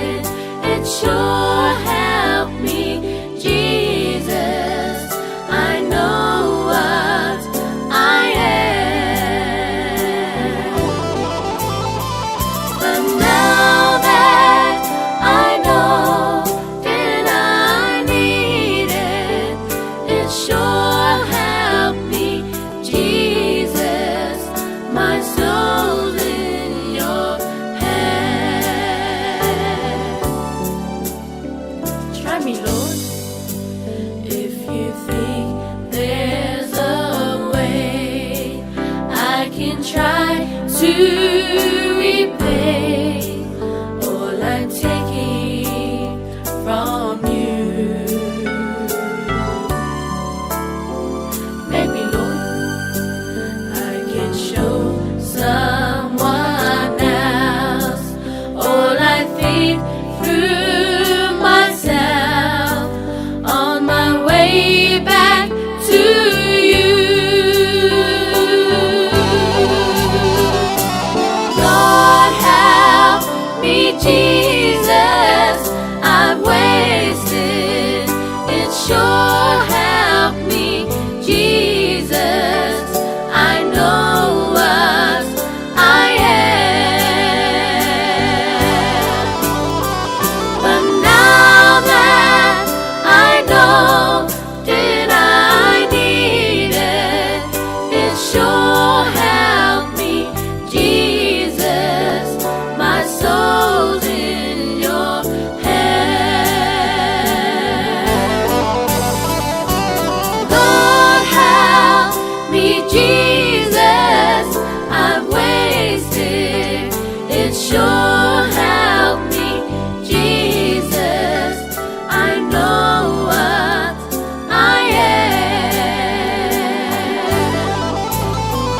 But now that I know that I need it, it sure help me, Jesus, my soul's in your hand.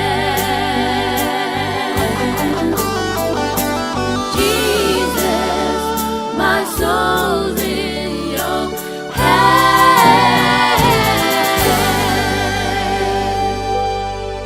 Why the Lord make our sisters. Pamaya tuaili tanto proclame talo mo oe.